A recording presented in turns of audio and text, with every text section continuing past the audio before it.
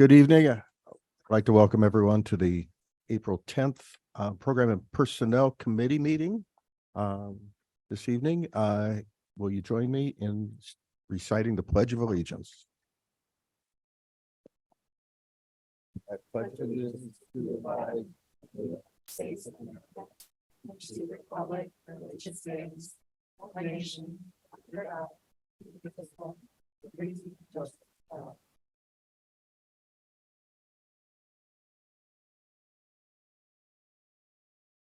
Thank you. First on the agenda is invitation for public comment for the Program and Personnel Committee. Anyone here wishing to speak to the committee? Going once, going twice. Okay. I didn't notice anyone signed in, so I think we're good to move on. First up is the LHS. How do you say the acronym? ECOS or ECOS or ECOS club presentation.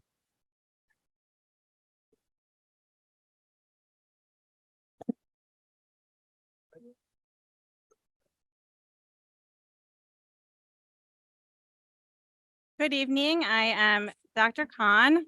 Thank you for allowing us to speak with you tonight. Is this the best place to be standing?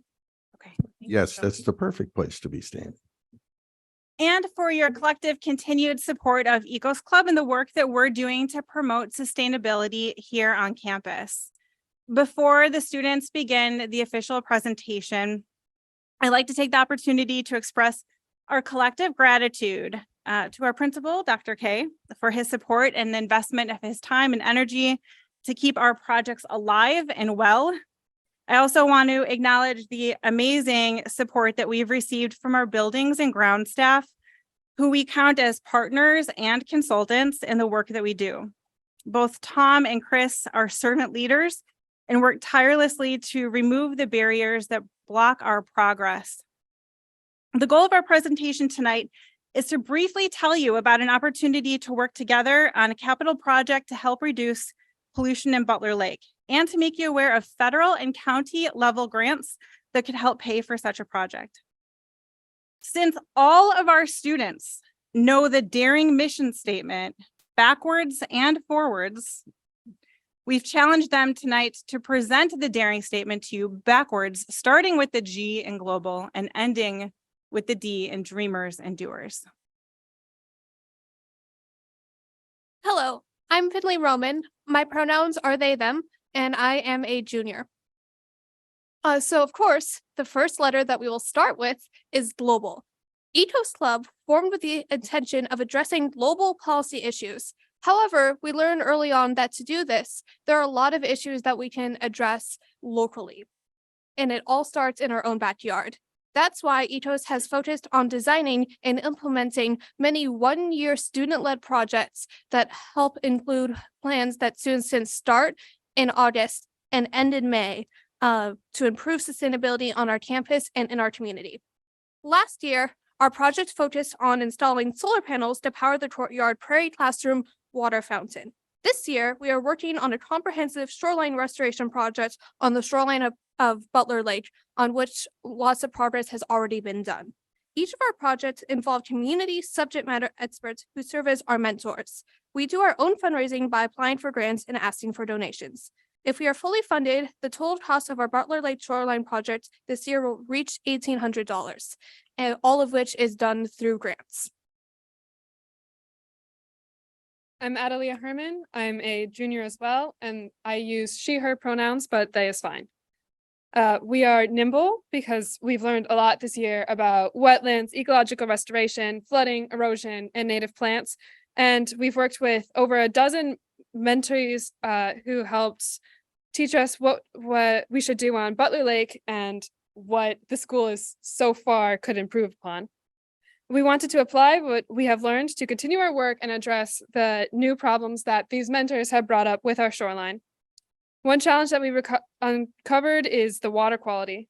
Butler Lake is part of the Bull Creek sub-watershed, meaning that the land that on our school campus is ultimately drained into the Bull Creek before it empties into the Des Plaines River at Independence Grove. The Bull Creek watershed is considered impaired by EDA standards under the Clean Water Act due to the high levels of phosphorus and separately due to high levels of total suspended solids. My name is Zoe Joseph. I'm a junior and my pronouns are she, her. We are inquisitive. We wondered what role does our shoreline play in the watershed's impairment and what actions could we take to help mitigate the issue? After consulting with our project mentors, we have a much better understanding of the issue facing our watershed and the opportunities we have to address those issues. We are resilient. We believe that helping to address water quality and shoreline erosion will help make our campus more climate resilient, which is important as Lake County is expecting to receive much more periods of intensive rainfall like the floods we saw during July of 2017. LHS was built on a floodplain of a wetland, and part of the northwest parking lot is actually built on a wetland itself. If the school were to be magically deleted, we would not be allowed to build on it under today's laws. This leaves our school with the uncomfortable job of trying to protect our infrastructure while stewarding land that was designed to be wet. We are aware of our impact on Butler Lake. We know that our campus plays a role in contributing pollutants to our watershed. Our parking lot runoff and runoff from our sports fields carry excess nutrients, road salt, and solid particles that flow directly into the lake. Pollution that is picked up by rainfall and snowmelt is referred to as non-point source pollution and can come from oil, pet waste, pesticide, herbicide, fertilizer, road salt, sediment, and other contaminants that ends up on the ground or in our waters naturally or through human activity. Being aware means that we seek to understand. Having a system-level understanding of the issues we face leads us to seek a system-level solution to address our relationship with Butler Lake. We invited back one of our mentors, a project manager for Kimley Horn, who has served as a consultant for the Village of Libertyville on the topic of stormwater management issues in the past. We asked him to help us understand sustainable solutions for replacing the parking lot in the northwest corner of the school. This 2.4 acre space is currently occupied by an impermeable parking lot that is built on top of the wetland and its floodplain. As the parking lot is coming to the end of its serviceable life, we see this area as an opportunity to put forward a better solution and build on our progress in restoring the shoreline.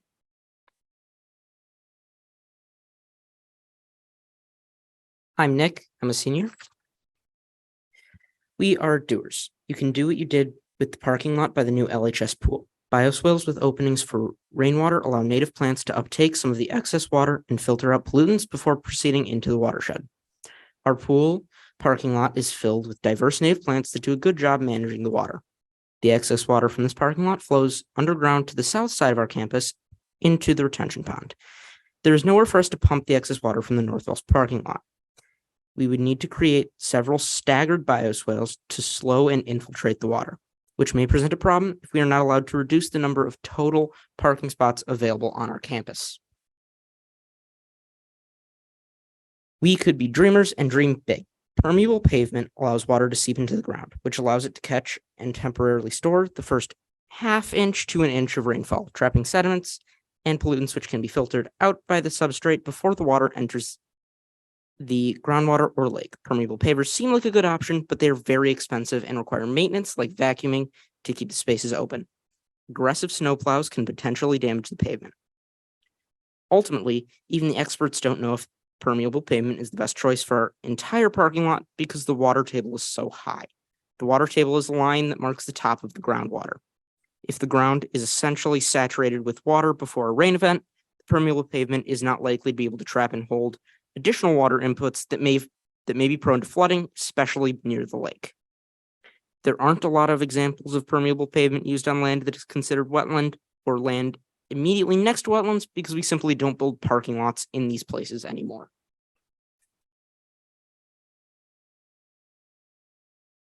Hi, I'm Kathy. I'm a junior. So permeable pavement comes in different forms. We know that there are several types of permeable pavement available, but they all have similar benefits and drawbacks. As seen by the image, one of the drawbacks is the cost, but private institutions and other companies have access funding. All right. Okay. Permeable pavement is not a new idea. Some of the illustrations that you'll see are permeable pavement projects in Illinois between the years 2006 and 2011. The fact that so many places in Illinois have adapted permeable pavement as projects give us confidence that even with our snowy and icy winters, permeable pavement is a confident solution, and that it'll work for stormwater management. US Cellular Field has 265,000 square feet of permeable pavement parking lot. My name is Megan. I'm a sophomore. My pronouns are she, her. A neighborhood in Moline eliminated the need for drainage infrastructure or a detention pond by using permeable pavers. The pavers were designed to accommodate heavier municipal vehicles for Aurora Police Headquarters. Hi, my name is Gavin Goldberg. This is Warrenville Road, and Warrenville is the first Midwest community to use permeable pavers on public roads. This is Buckingham Fountain in Chicago. Dominican University eliminated the need for a detention pond after building permeable pavement parking lots. And light-colored pavers have added the benefit of reflecting light energy, reducing the urban heat island effect from the concrete. Hi, my name is Briar. Morton Arboretum received an EPA grant to install permeable pavers that could withstand weight from buses bringing visitors to the museum. This community college in Illinois faced the same issues as LHS, being adjacent to a wetland. They have since opted to install 2 more permeable parking areas on their campus to responsibly manage their stormwater and be good stewards to their wetlands. And closer to home, Riviera Festival in Highland Park. Hello, I'm Sarah Jacobs. I use she, her pronouns. So as you can see here, the Bull Creek watershed is considered impaired due to total phosphorus and total suspended solids. There are 2 good things about the Bull Creek watershed being impaired. First, the 2 criteria that we meet for impairment are relatively easy to address. Sediment and phosphorus from runoff and erosion can be addressed through mitigation measures like bioswales, permeable pavement, and shoreline restoration. The other good news is that the funding available for our impairment allows us to fund most of our project. Bull Creek has an approved watershed management plan on file with the EPA, giving us access to apply for federal funding and capital improvement projects that align with the goals of reducing pollutants that are causing the impairment of our watershed. We are fairly certain that we would qualify for these grants. We have seen examples of past awardees who have used the grant funding to install permeable parking lots. The grant pays for 60% of the project expenses. We improve our chances of being awarded the grant if we include an educational and/or research element to our proposed project. In the process of trying to acquire money for our shoreline restoration project, we have uncovered other possible ways of acquiring funding that we could apply to our 40% share of the project cost. Funding from places like Lake County Stormwater Management Commission. Our mentor from Kimley Horn inspired us with an idea for a possible way forward. We can incorporate areas of bioswales, areas of permeable parking lots, and areas of traditional asphalt. And then we can add to the scientific body of knowledge by conducting a study comparing the effectiveness of these different parking lot solutions. The underdrains could be constructed so that ports near the lake could be accessed for water sampling. Together with our contracts at Lake County Health Department Ecological Services, we can test the outflow water for different areas in the different areas for phosphorus, suspended solids, and chloride ion. Chloride ion is related to salt use, and levels have historically exceeded the EPA limits in Butler Lake. Students in Ecos and AP Environmental Science can analyze, present, and possibly even publish this research. The research can also help inform our future decisions for how to best plan for and implement capital improvements along the shoreline. We have to move relatively quickly to make the August 1st deadline for submitting an EPA grant. ECOS is willing to help facilitate the grant writing process if the board would support our club meeting over the summer. Either way, we hope to work with the board in the coming years so that we can plan for future shoreline projects synergistically with the board district's capital projects. Thank you so much for your time.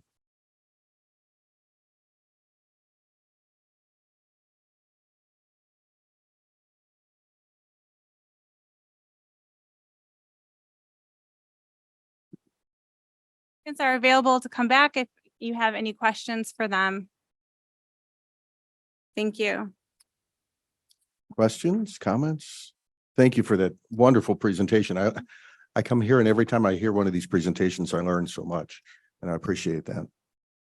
I would say a good 80% of what you presented tonight will be on your upcoming AP environmental exam. So congratulations for having studied so well for your exam. I'm excited about this. I've had in my when I came to the board, one of the things that I thought about doing was having an impact on sustainability. And water management is one of those things. So I'm delighted to hear that you're looking into it. I'm delighted to hear about how you got into it. 2 years from now, it's not going to be available for when you graduate though. So you're ready to pass that project off to somebody else? Ah. Excellent. Yeah, there's enough sophomore, freshmen to carry the torch. I also want to applaud Dr. Khan for connecting the students with such great people in the community, the mentors that they talked about. I think that really brings projects like this to life when teachers are able to not only share their own expertise, but connect students with experts who are practicing in the field. So thank you so much for allowing that for our students. That was amazing. As a mom of a LHS grad who is now a geologist who focuses on water quality and sustainability, I am duly impressed by all of you. And I hope some of you find career paths out of this. Well, I want to thank you for the see if I'm on. It's on. Thank you for educating me in the status of the community I've raised my family in for 18 years and was unaware of how kind of dire it is. So just practically, what are our next steps? I know you said that we would need to agree with you in August. We would have to approve a plan for an August grant, but prior to that, what would our practical next step be? Right? Is the agreement part of? No, the next part of the agreement is on the shoreline. So this was a separate piece on parking. We would need to decide what exactly we're doing with the parking lot and figure out, wow, I'm on camera. And figure out where we're doing, if we can do the experimental way and if we can make that part of our curriculum.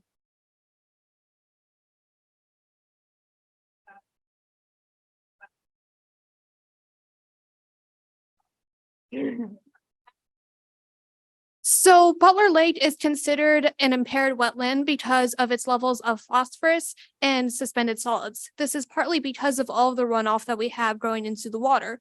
So when making a plan to submit in August, we would want to consider what we can do in our plan to address what makes the Butler Lake an impaired wetland, because that will be a key part of getting the grants from the EPA to pay for these projects. I think one other thing we could do is work and make sure you understand when the summer committee meetings are. So we meet twice in June, a committee meeting and a board meeting, and then only once in July.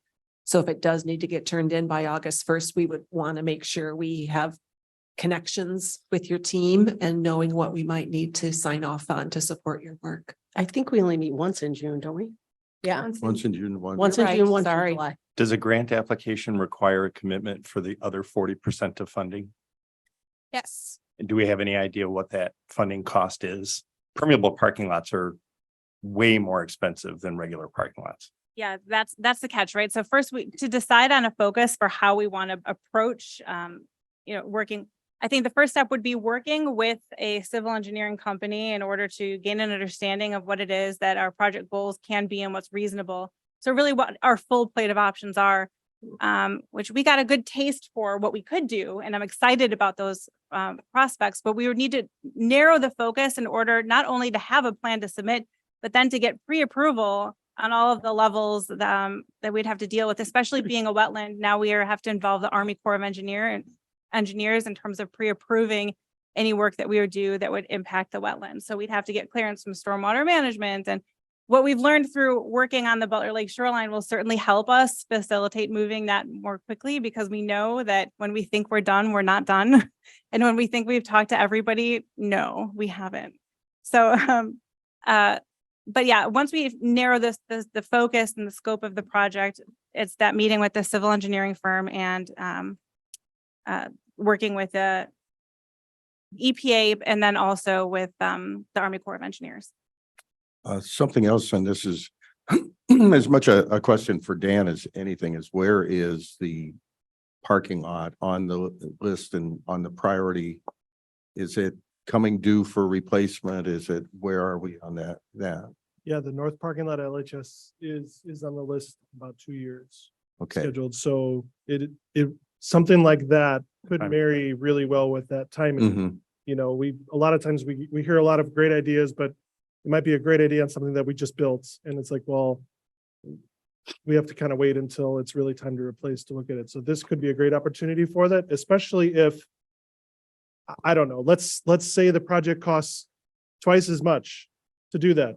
Well, if the grant will pay 60% of it, that's Yeah, essentially makes a cost lot of neutral sense. for us too. So like, you know, I think there's a lot of possibilities here. So I'm intrigued to find out more. So there, you know, I probably would have a few questions in terms of the timing in terms of what needs to happen for August 1st, but just in terms of like knowing there's kind of a longer plan, a longer process you have to go through to get something like this approved and whatever. I'd be curious to know more about that. But in terms of answering your question, it would line up. If it's fine, it lines up nicely.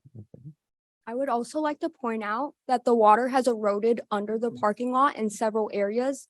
So it is due for repavement, Mhm. and a lot of the avenues that we've used for our shoreline restoration, we can also use for getting grants for this project. Yeah, and just so people understand, my question was more about to answer Don's question about the financial aspect. Are we planning to do this anyway? So Dan, you know, very clearly states, yes, we're planning to do this. So the funding is already sort of in our mind to do the parking lot anyway. And if we can get the grant to help offset the additional cost of doing, you know, a new and improved, more eco-friendly parking lot, that's even better. I think my comment and concern would be the timing on this in terms of getting you enough information to be able to submit that proposal. I think we would need to get our architect involved. They have access to, you know, all the civil engineers and whatnot and estimates. You know, it depends on how deep or how detailed a proposal we need for that August 1st, but you know, time's a ticking, and you wouldn't get approval for the project from the EPA, not from the EPA, but from the civil engineers and stuff, and from the local village. And in that period of time, it would take much longer than that. But in order to get an estimate to present the proposal for the grant, I think, you know, if we move quick enough, we might be able to get there. Mark, are you familiar with the process of putting in a permeable parking lot? Excuse me, a little close. I have not been involved in it. They did one after I left District 113, they did Walters Field, which was, you know, floodplain there. It's gonna be a long process with, first we have to get engineering involved. The water table is the big issue of where the parking lot is right now compared to the normal lake level. So that is our first hurdle to get over. After that, it's, you know, once you do the engineering, the Army Corps of Engineers is a long-term process, could take up to 2 years to get things approved. So they're gonna, we get our engineers involved, can work with the group, and see what the options are, and move forward from there. So my recommendation would be to, get our engineers involved, start the study. We already have our topos. We know that 100-year floodplain runs right up to the building. And obviously the parking lot is in that floodplain. So it's a very delicate situation doing construction in a floodplain. I just want to add that we've partnered with mentors in all the right places. So, and people want to help kids. That's something that we've seen a lot as a theme through the different projects that we've done as a club. So, even the Stormwater Management Commission in Lake County, 2 of their members are mentors. Having these civil engineers on board who have been helping us as well. We have a contact who's been helping us from the Army Corps of Engineers. So I'm thinking that is going to help us ultimately speed up some of the processes that would normally bog down projects. Yeah, So from which is great. I guess what do we even need to take action or just have a consensus to continue moving forward? I guess if we need to get architects or engineers that we're currently involved with that would cost some amount of money, but I don't know that we even need formal board approval to do that first step. Yeah, it sounds like formal board approval might come when we're submitting whoever Mhm. giving direction for someone to sign the grant. And it sounds like we're open to that and supportive of that. So I think our message to you is excellent work. Yes, we want to support the work you're doing. Keep in touch knowing we have limited meetings over the summer. And that if your mentors can maybe connect with our engineers, we can probably assist in making sure we have everything we need before the August deadline. And I'd like to end with, thank you. And our community thanks you all for bringing us an option that's going to make this possibly not cost prohibitive, that I don't know that we would have known without your work. So you've really done a service to the whole community. Thank you. Yeah, thank you. I think we've all already gained so much from this process. I can't wait to see what the, how it moves forward. So thanks. Anybody else? This is Sonal. Can you hear me? Oh, yeah, so now is here. Yes, We'll hear from I just wanted to say that this entire presentation was inspiring at multiple levels. Learned a lot, and Ms. Khan, I think you're an inspirational teacher. And it was really excellent to hear all the students. You all sound really passionate about what you're doing. So I'd say you all make us proud. So that's all I was going to say. Thank you. Anybody else? Okay, thanks again for coming out and a very fine presentation. Okay. Next on the agenda for discussion, intergovernmental agreement for Butler Lake with the Village of Libertyville. Yeah, so the background on this is we already have an intergovernmental agreement for Butler Lake with the Village of Libertyville, and that was so that we could utilize the shoreline to put in a pier in Butler Lake. And so now we are going back to the village because of ECOS and their work that they're doing on that shoreline. And it was in their presentation about the work of the shoreline that they want to do on our side of Butler Lake. And so in order, a couple things for us to be able to have permission to work on that shoreline, also to get some grant money for that project, that we needed the support of the Village of Libertyville. And one of that pieces is to revise our intergovernmental agreement.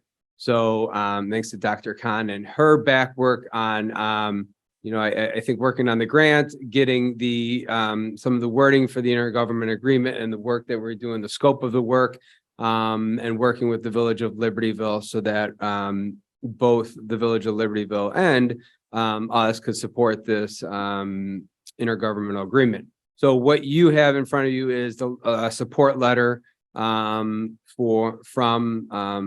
the Village of Libertyville, and then our current Butler Lake intergovernmental agreement. The red is changes. There's some red that's also red and then crossed out red, and that was from our attorney to their attorney. So I kind of wanted to show that piece of it, but you'll see, so you see the red lines, and the red is added from our Butler Lake agreement. So it's really a whole new agreement. And then the village has tentatively, approved this, and they are going to approve it at their April 25th meeting. And our recommendation is for us to approve it at the April 24th meeting. So timing wise, we're approving on the same days, and there's no objections from the Village of Libertyville. We were all already able to send in that we were working on the IGA and sent in the support letter to get the grant. So we did that right before spring break. Okay, great. Any questions or comments?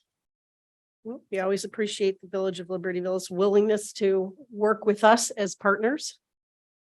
I have a question.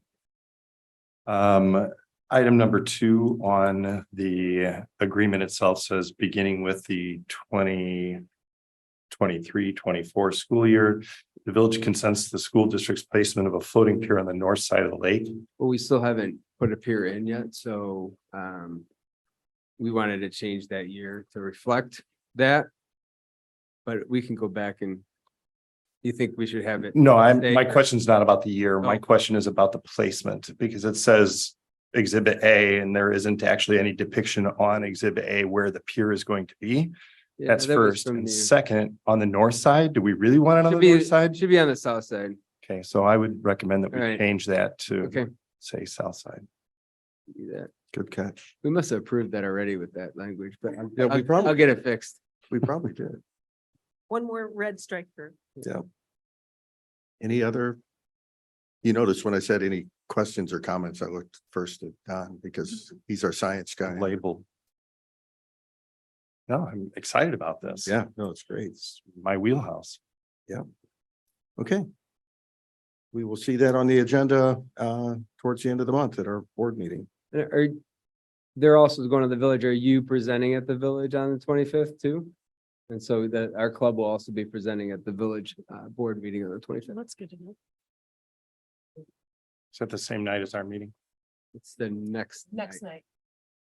We're the 24th. Oh, we're right, the right. 25th. Okay. Anything else? Moving on. Next item, B on the for discussion list is high expectations for student achievement. And I'll ask Dan to pull up that PowerPoint slide.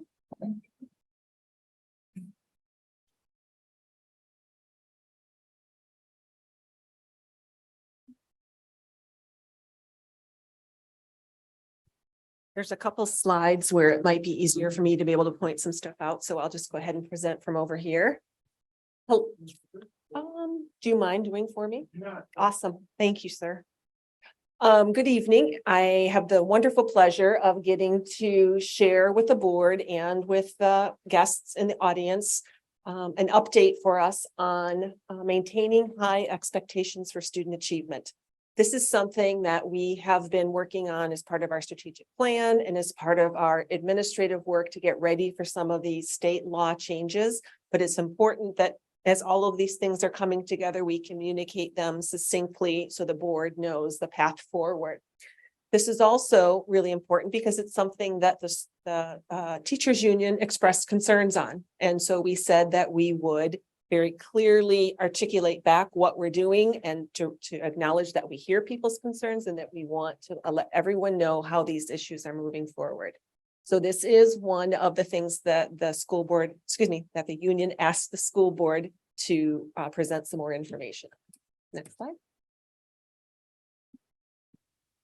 So when the teachers union talked about wanting to have high expectations for all students, that is a universal desire between the board, the administration, the parents, and the Illinois State Board of Education. That is one of our charges from the state board, is to ensure that all students are proficient or exemplary in state standards.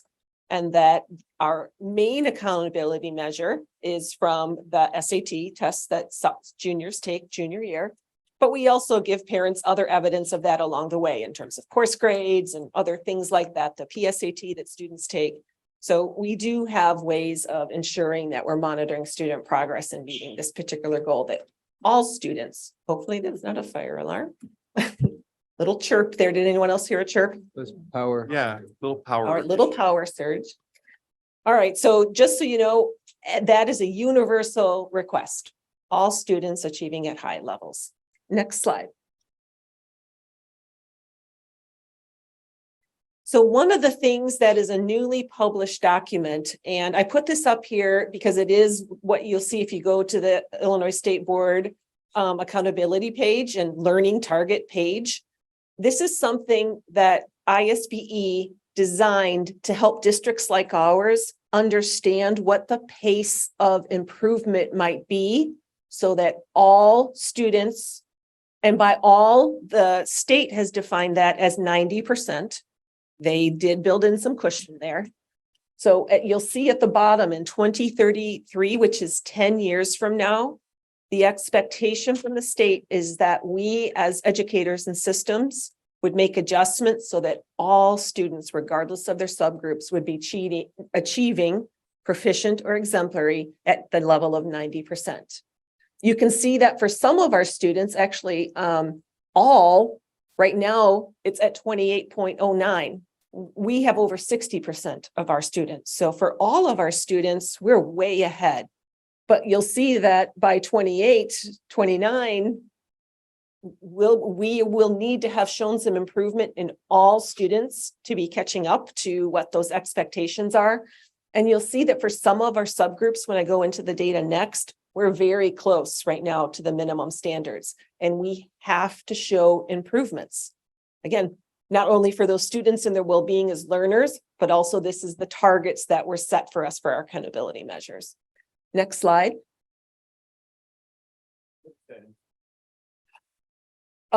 This is the scores are percent proficient or advanced on the 11th grade assessment, the SAT. No, sorry. This is the state targets. Right. I'm going to show you our current data in just a minute. But I think it's important to know when I say all students achieving at high levels is a universal expectation. It is. It's for the teachers. It's for the state of Illinois. It's for the board. And this is one of our external measures that we need to be paying attention to. We have the same exact table available in ELA.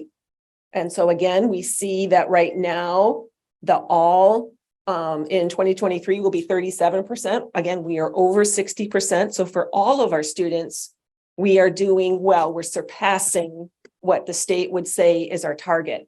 But again, for some of our subgroups, we are right there at the limit. And so we are going to need to adjust some things to make sure all of our students are meeting these targets.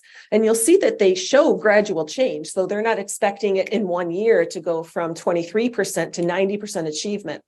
But they are showing us how we'll be needing to invest in the kind of teaching and learning and resources that will help all students reach these levels. Next slide. So how are our students doing? Overall, again, we see our ELA proficiency and our math proficiency on those top two. And you'll see that overall, our district average of 60.8 and 60.4% is way above the targets. And again, it's a majority of our students are doing that. So I want to celebrate that success. We continue to have high achieving students in our district. The issue is when we look at some of the subgroups that we're now being held accountable to, we don't see that same level of success. So we see, for example, in ELA, the proficiency of 13.3% for our African-American students in both, and our Hispanic students, 36% and 35%. So you'll see that we have when we say the achievement gap, this is what we would be referring to. What we see for all students, and are there some subgroups who right now are performing at lower levels than our all groups? And the answer is yes. Okay. We also see that we have very high graduation rates. So again, another huge celebration. but some of our graduation rates are a little lower for some of our subgroup populations. And again, chronic absenteeism, I just put that up there because I know there was a very large article in the Tribune a few weekends ago about New Trier's problem with chronic absenteeism. And this is going to be on our school report card as a measured factor next year. So it's something we're going to have to keep paying more and more attention to. Next slide. So we know that we have a gap. We also know that we have teachers and students and parents who want their child to be successful. Students want to be successful. And one of the quotes that I always like to come back to is when we find out that there is something not working right in our system, it's the system. It is not saying, oh, the individual teachers who are teaching these or the individual parents who are raising them. It's looking at what in our system can we adjust to make sure that all students are reaching that 90% target that we have in 10 years. And so I'm a huge Deming fan. And I think that when we talk about systems, it's not bureaucratic and it's not business-like. We are a school system. And when we operate as a system, it means that we have things in place that can support individual components, individual deans, individual counselors, individual teachers. And so you'll see some of the things that we're going to be looking at to make sure we're on that path to making to make sure every student is reaching 90% in 10 years. Next slide. So one of the things that we learned when we did our deep dive in data last year for the strategic plan was that students who are in our Striving Learners courses are scoring significantly lower on that 11th grade test. Again, not to say individual teachers, not to say no blame, but to say, what could we learn more about that particular course sequence? And is that something systemically we can adjust? Yeah. Yes, thank you. And please interrupt. Be very clear, when we don't have anything saying striving learner in our course curriculum guide, but we have co-taught and team taught. So when you are talking about striving learners, are you talking about both? One? I have that defined next, but I'm but that's okay. Absolutely. I think it's important if it came to you on this slide, then I can go ahead. What we categorize our striving learners courses would be our team taught sections, as well as some of the courses that come after that, like intermediate geometry, where we've designed it to not be the full geometry class. Still a good portion, still a rigorous course, but it's something that is designed to be a little less content than what the other course option might be. Okay, thank you for that. So let's go to the next slide. And here is thank you. I should have went to the next slide beforehand. So we really, right now, if you looked in our course offering book, we have 3 different levels of courses. We have all of our accelerated courses, and that would be advanced placement, dual credit, honors, some of our capstone courses. And again, we encourage open enrollment in those. We want students to be successful, but we do encourage students who want to try a more rigorous course to be able to do so. Under our college prep umbrella, we do have different sections of the course. And I think that's what you're referring to. Sometimes a student might see geometry.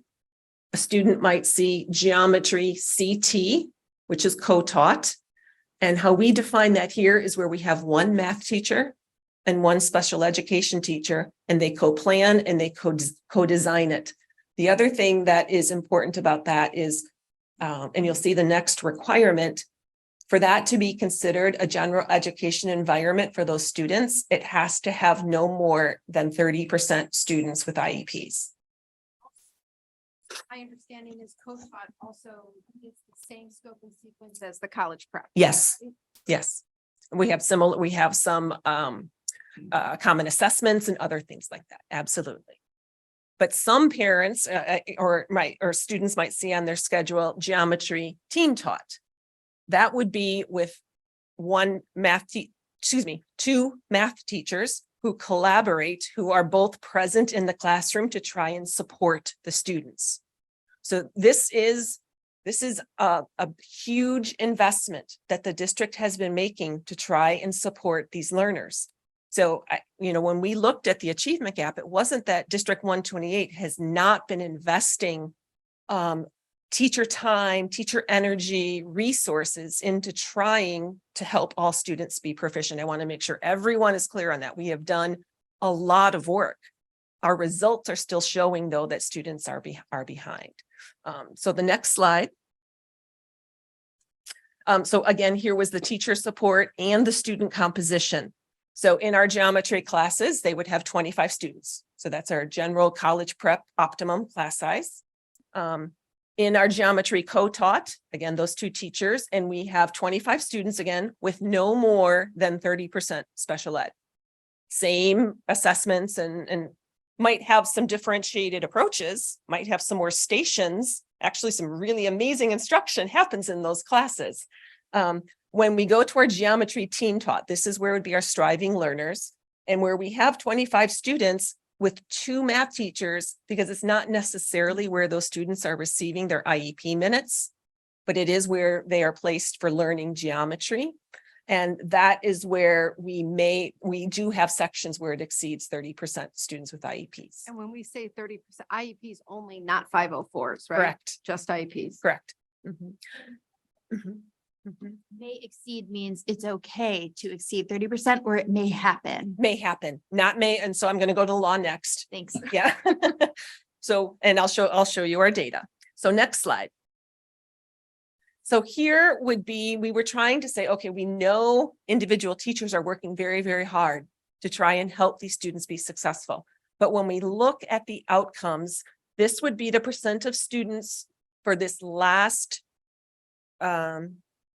April's assessment. So what we're going to be taking this week, actually, the SAT exam for students who had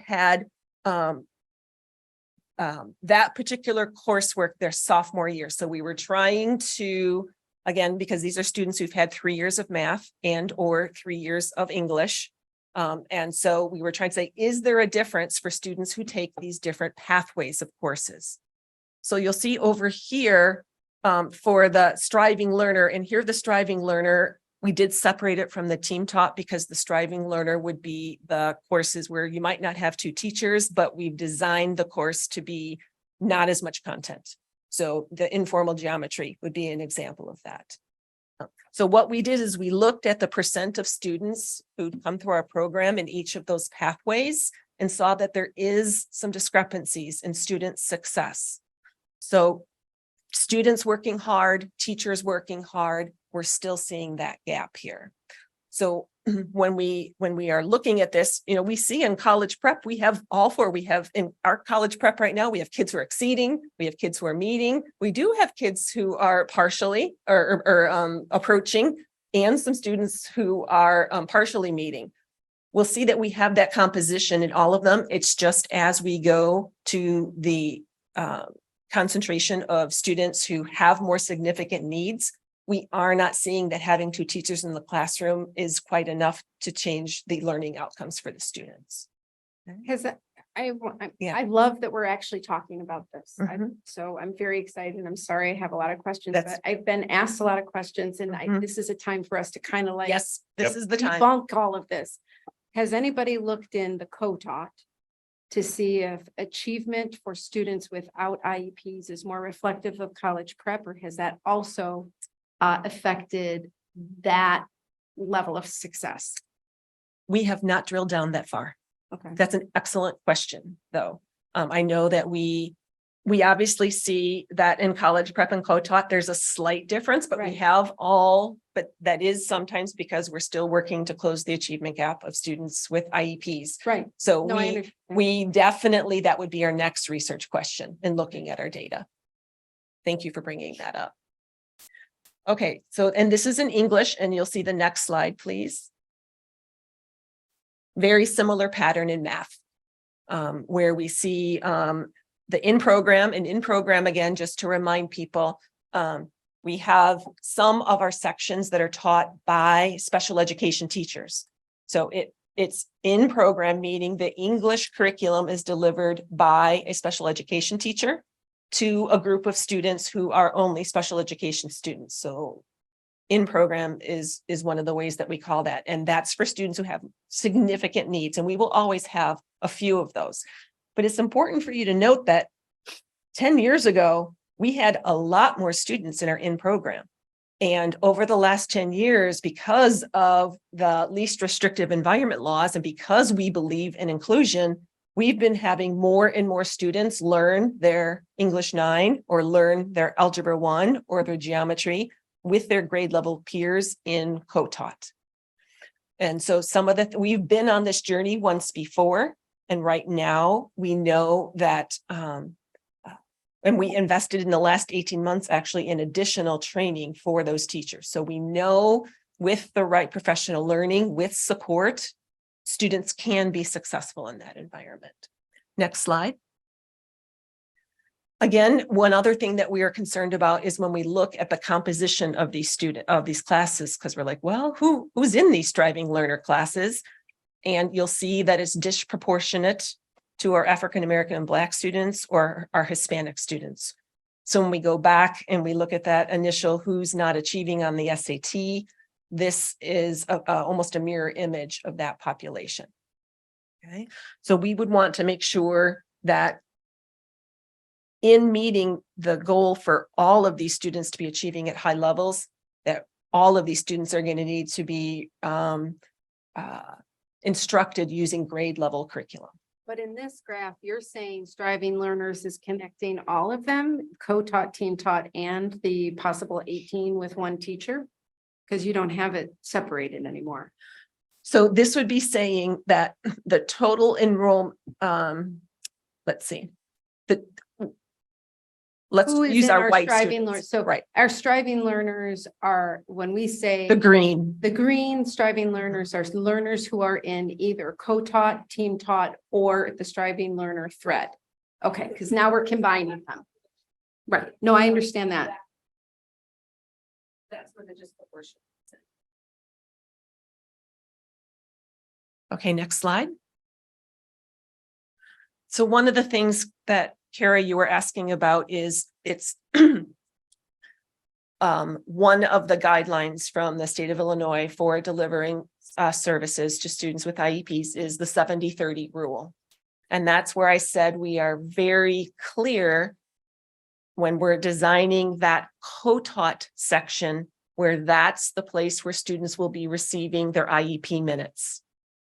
So for those of you who know case management and know some of that, but we also have students who struggle or students who that's not where they're receiving their special ed minutes. And those students are placed into sometimes team taught classes. So they're not getting their IEP minutes because it's 2 math teachers. They're getting that somewhere else. But they are getting good instruction. It's just, there might be, again, like the informal geometry, a little less content and a little less rigor. Okay. So co-taught classes, we do hold ourselves accountable for. We have to submit data for those to the state of Illinois. Our team taught classes, we have not, because that's not where they're delivering their services. So next slide, you'll see that our data does show that. So in the fall, we ran our numbers and we saw that at both schools, again, the green would be the sections, I'm sorry, the team taught and others didn't go on here. So for example, the earth science 11% versus the earth science 46% at Vernon Hills, that would be the difference between the college prep and the team taught. And so the 46% would be students with IEPs. So we know that when we turn our data into the state of Illinois for our co-taught sections, we do meet that threshold of the 70-30 rule. Right now, we would not be in compliance. And again, that's not by design. It's not like we tried to design the system that way. It's just that's where we are right now. In team taught. In team taught, yes. They're not getting their IEP minutes there, which is why. But it's right, which is why we don't have to report it that way, but it's still right. The spirit of this law is to try and make sure that every student has a classroom environment that is getting them ready to be successful post-secondary. And they know that when we put a high concentration of students who have needs into a class, it's very difficult for the teacher to meet that outcome. So next slide. One of the things that I also learned about this fall, again, I work hard to try and network with other area superintendents so we can learn from one another. And the superintendent at Highland Park Deerfield let me know that last year, someone sent in information to ISB that said they were violating the 70-30 rule. And they were, just how we are, not by design, not intentionally, but just by circumstance. So they were given 1 year to put a plan together to fix the situation. No options. So this coming fall, this year has been their design year. Fall, they will start with all of their 9th grade classes. The following year, all of their 10th grade classes. And actually they're going to see it either 10th and 11th or just 10th. They're going to see how the first goes with 9th grade. But other districts around us who have also unintentionally been violating the 70-30 rule are also going to need to be making this adjustment. So, the quote from Maya Angelou, now that we know better, we're going to do better. So for inquiring minds who want to know, is every district in violation of the 70-30 code given a year to ameliorate what's going on, number one, and number two, if things aren't brought into code within that year, what is the consequence? I think it's important that all stakeholders understand why there are implications outside of not giving our students the best possible education. What are the consequences districts are held to? I'm going to look over at Aman, who is my guru in student services and special education. I want to, I guess, before I turn it over to her, I think this is a moral imperative that we need to do this because it's right for kids. Absolutely. There are other external things that how we place our students, and we have certain targets according to our IDEA grant and some other things of which we have to meet certain least restrictive environments. So I will turn it over to my guru to explain some of those things. All right, so good evening, everyone. So to answer your question, I want to just take a quick step back in regards to looking at our students that receive services. The overall goal, especially when we get to the high school level, is to make sure that they have some exposure and some experience in the general education population. Because of course, as you know, once they graduate and they leave from us, they are in the real world and there's no such thing as special ed supports with the exception of accommodations.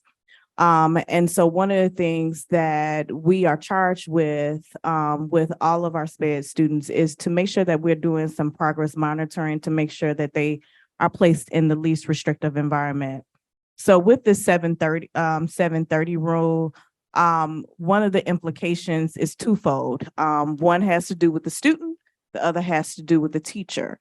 The reason why this code was put into effect was to ensure that the teachers in the room for all of our general education programming.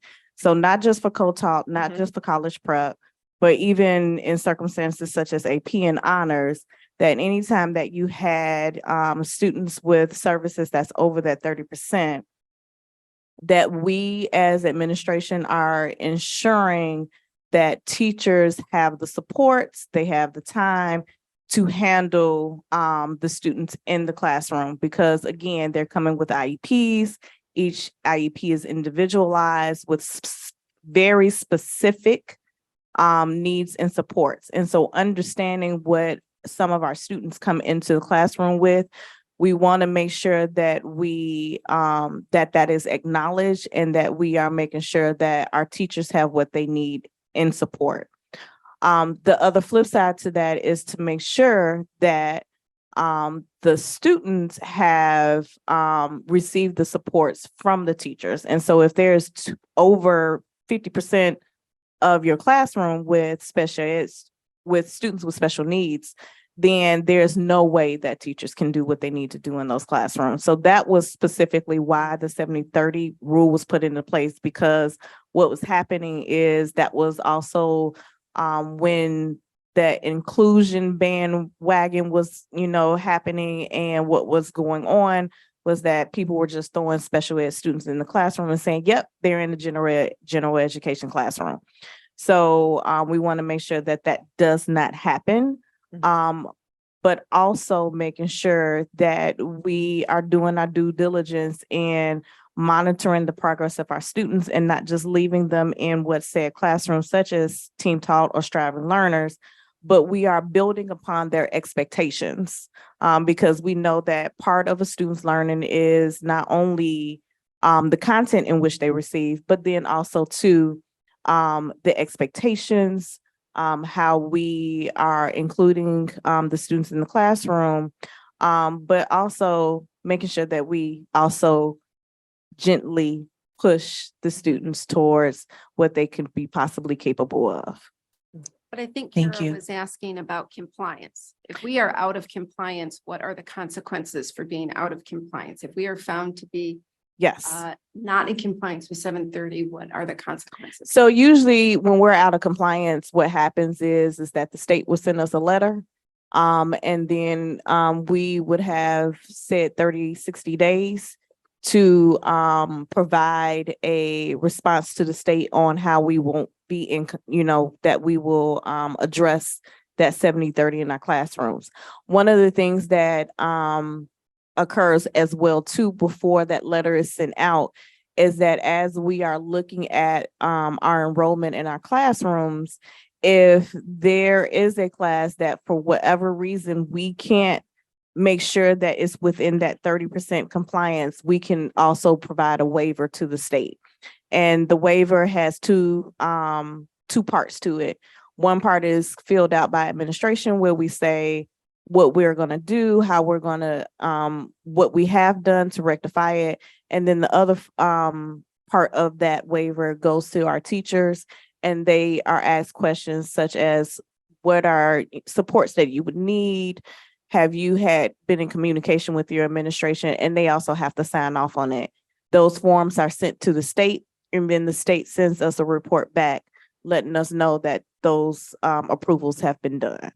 So it's really the state understanding that the LEAs may not always be in that 70-30, but that we are making sure that we are aware of what's going on and that we're constantly taking a look at it. But those waivers are designed for one-offs. It's Absolutely. not how your system. Yes, is not for the designed. entire system. Absolutely. Okay, next slide, please. One other important thing driving this particular work is our own strategic plan. In the summer, we adopted the goal that we will ensure equitable opportunities and outcomes for all student populations. In the fall, we designed our action plans, and one of the strands is about systems, to make sure that systemic improvements in policies, processes, procedures, initiatives, decision-making, and fiscal matters, that any of those things we need to be reviewing using an equity lens. This would be one of those things, how we place students. And one of the objectives that the committee set forth was to audit and revise the course recommendation process, because we knew that another law that impacts this particular work is coming down the pipe, and that we felt we could do better in this area. So the next slide shows the other law that is sort of a boundary for how we can approach this work, and it is the Advanced Placement Act. And that was signed into law a few years ago, and it was supposed to be implemented this last fall, but we were given an additional year because of COVID and the complexity of this. This is a complex task that we're doing, but it's generally saying that we need to be using nationally learned data to automatically enroll any student who is proficient or advanced in the next highest level course. The parents can and students can then say, no, thanks, I don't want to be in that AP class. But across the whole state, this is one of the things that they're saying will help more students, more underrepresented students, have a seat at the table in honors and AP classes. So currently, we use teacher recommendation and we use grades, but we aren't using any nationally normed data currently to make our placement recommendations. So we have a team of department chairs and assistant principals who are working right now to make sure we understand this law and to put together some drafts. And we will be asking for teacher input on this because we will be needing to use that PSAT that I talked about, where we've just used it as a progress monitor. It will be one of the things we now use for placement recommendations, but we don't want it to be just one test. So we will also, this spring, the team will be looking at what additional nationally normed measures might we use that would inform parents and students in the placement process. You have to approve the policy before June 30th, and we have to start using that new policy starting next fall. So the timeline of this is very good. I mean, us taking a deep data dive, knowing this is coming. So even though it's like a confluence, we're going to maximize our opportunity here and try and approach all of these issues with one adjustment that we need to make. So next slide. And again, going back to that, those were all of the laws and other things. But again, knowing our conversations that we have about equity and how much we believe that every student can learn at high levels, I also see this as just the right thing to do. Next slide. So our recommendation is that we will ensure that all students have access to grade level instruction by removing those striving learner level courses. We will make sure all students are placed in college prep or accelerated courses. We would definitely provide the supports to teachers so they know. Again, we have that already going on in our college prep. They're teaching all 4 levels, but we want to make sure that they're prepared to deliver that same quality of instruction with a few more students who have some gaps in their prior knowledge. We also would want to provide students with additional resources to make sure not just the classroom teacher is going to be able to meet the needs that all of our students have. Next slide. So when I showed the slide before, this is what we are talking about. It would be continuing all of our advanced level courses. So there would not be any changes to that. There might be some more students who are proficient or advanced who we haven't identified, but who the state test might identify and who would be placed over there. But our real approach here is taking the courses where we've seen that student success is lower and raising that floor. We're not going to lower the ceiling. We're not lowering our expectations. We are rising expectations for the students who currently haven't been as successful at grade level content. Next slide. So what do we need to do this? This is an example of one of the things, clear communication about our current practice and all of the whys of why we need to move forward with this change. Identifying high quality professional learning. There are many school districts in the area who are in the same place or who are several years ahead of us. So we can learn from our peers who have already eliminated their remedial or striving level courses. So networking with other districts and exploring, the professional mindset that we all have. I mean, I am confident that our teachers are not going to have the attitude, fine, put them in my class, they'll fail. That is not what D128 teachers are about. D128 teachers are about, great, I need this support and this support and this support, and then any kid in my class can learn at high levels. And so that's what we're going to be approaching this next year and a half with. So next slide. So here you'll see our roadmap. And this, we did borrow some of the anchors from our neighbors to the east, 113. And here's where we've identified this as a need. We have 2 laws that say we need to do this, and it's good for our students who currently aren't achieving at high levels. In the summer, you'll adjust our placement policy. And then in the fall, we will do some site visits to other schools who have successfully implemented this. And again, we have successfully done this once already, by moving our special ed students who were in program. They're successful learners now in our general education courses. So that's one thing. We have a group of teachers who've navigated this journey. We also have another group of teachers who right now deliver all of their courses with heterogeneous classes, and that would be all our elective teachers. So we have a lot of experts on how to do this well on our own staff. We would then spend the fall and the spring making sure that we are increasing the amount of offerings that our instructional coaches, the ICs up there are instructional coaches. So we have 4 instructional coaches at each building, plus department chairs, plus assistant principals. We will make sure that everyone who has wisdom on this will be making sure teachers have access to that. We would then implement for 9th grade, no remedial classes. I'm also I'm in touch with all of our feeder districts who are working on saying, we will do whatever you need to be able to have access to the kind of data for this placement. The other thing that they reminded me is they don't have striving learner classes. In 8th grade, they're either, and most don't even have honors. They have a few honors, but they're all coming from the same classes. So they keep reminding me it's going to be okay. They are learning together in 8th grade. This is something that we sort of create when we sort them into those different categories. So then we would, in the fall and spring, start to get people ready for our 10th grade courses, whatever adjustments we would need to make there. And then that fall of 25 would be 10th grade. And we would repeat that model and probably the 11th and 12th grade classes, because we do have fewer of them at that level. So that would be our recommendation. Our administrative team has been learning a lot about this spring. We've had several of our all admins where we've taken a deep dive to understand these laws, to understand our own data. So now we're going to be moving forward with this. It's not that we have a choice, but we have a choice to how we're doing it. So the next slide.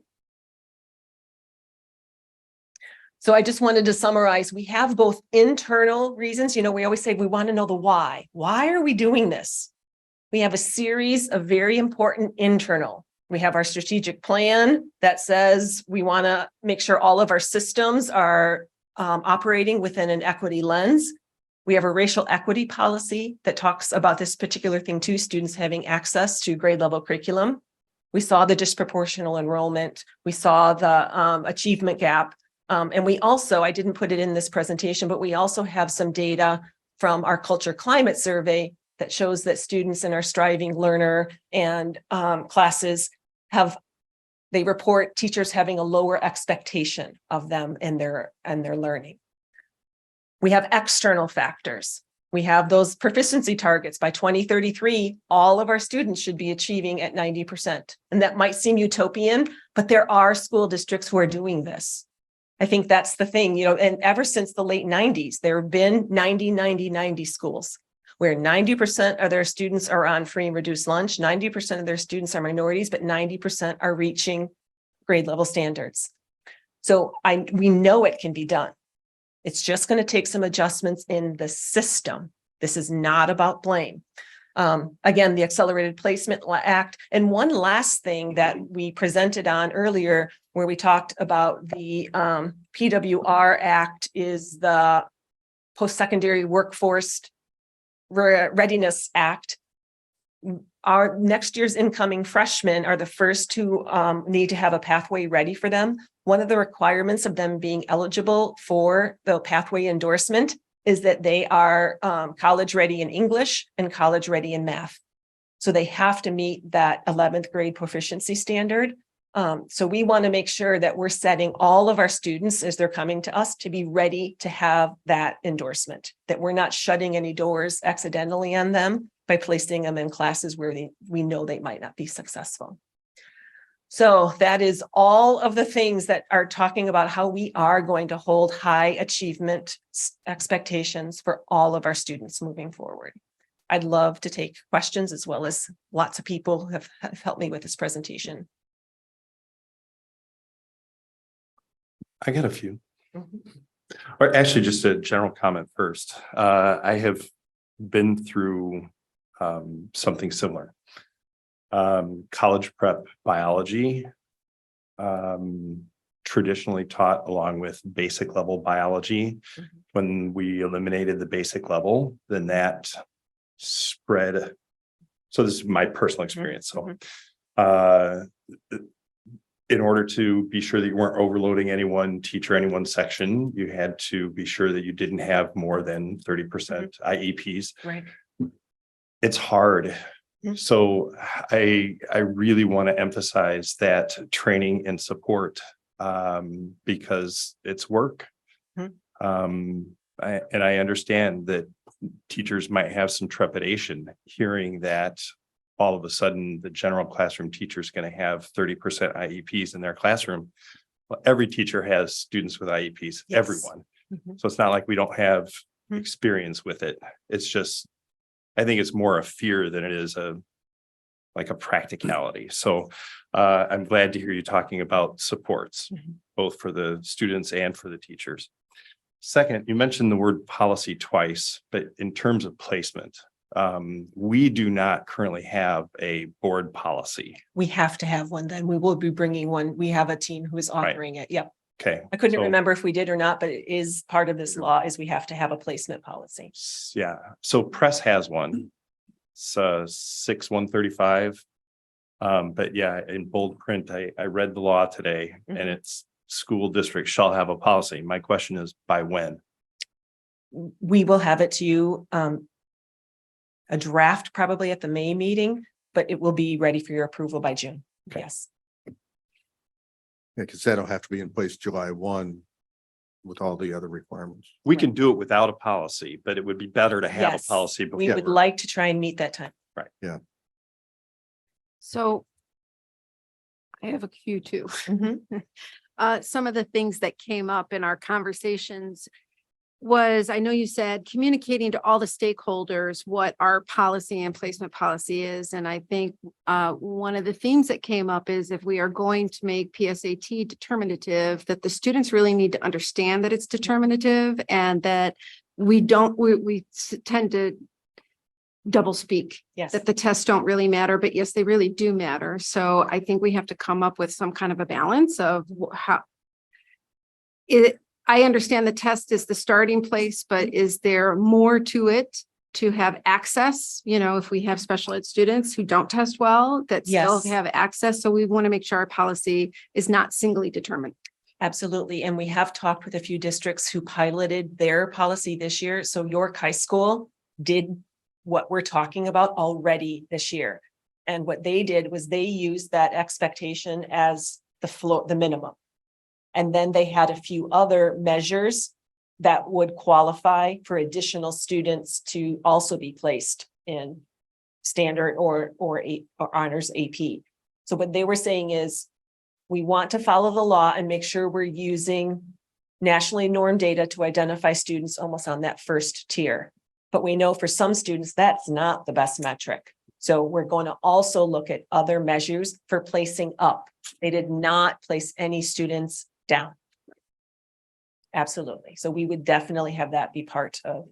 And as you're working on determining this, is teacher voice a part of coming up with this policy? So I think the team has been working to get a hold of what the state law is. And like at the superintendent's coffee, teachers asked about wanting to have input in this. And I said, absolutely. So we will, the Advanced Placement Act Committee will be like, for example, some teachers are advocating for the STAR test that we already use at some, and it does have nationally normed data, where other teachers are saying, no, we don't like that one. So we need to get teacher input. Right.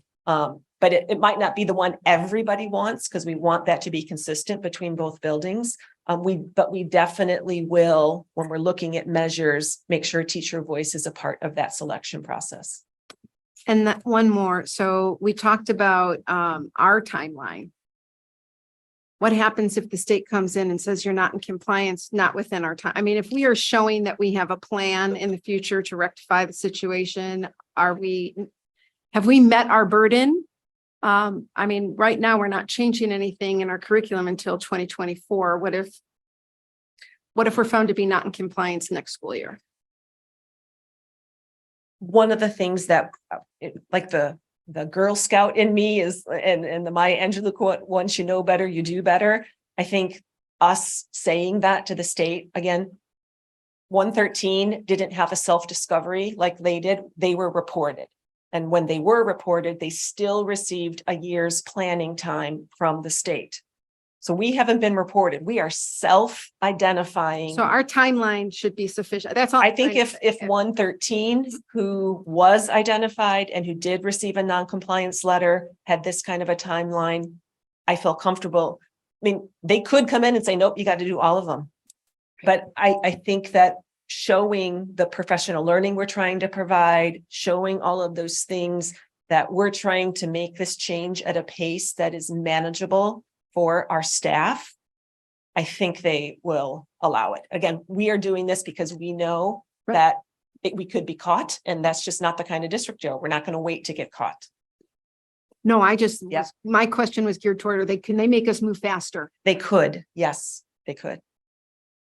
And let me also be very clear as well too, is that, and if you're speaking just slowly on the 70-30 rule, I think that there's going to also have to be mechanisms that we're putting into place in making sure that we're monitoring that, in addition to looking at the composition of our classes, because that's going to have to be done, especially as the students are matriculating into those classes, because 70-30 happens with every single class.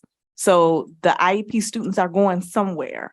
So there has to be other mechanisms that we have to implement to make sure that we're staying within those boundaries.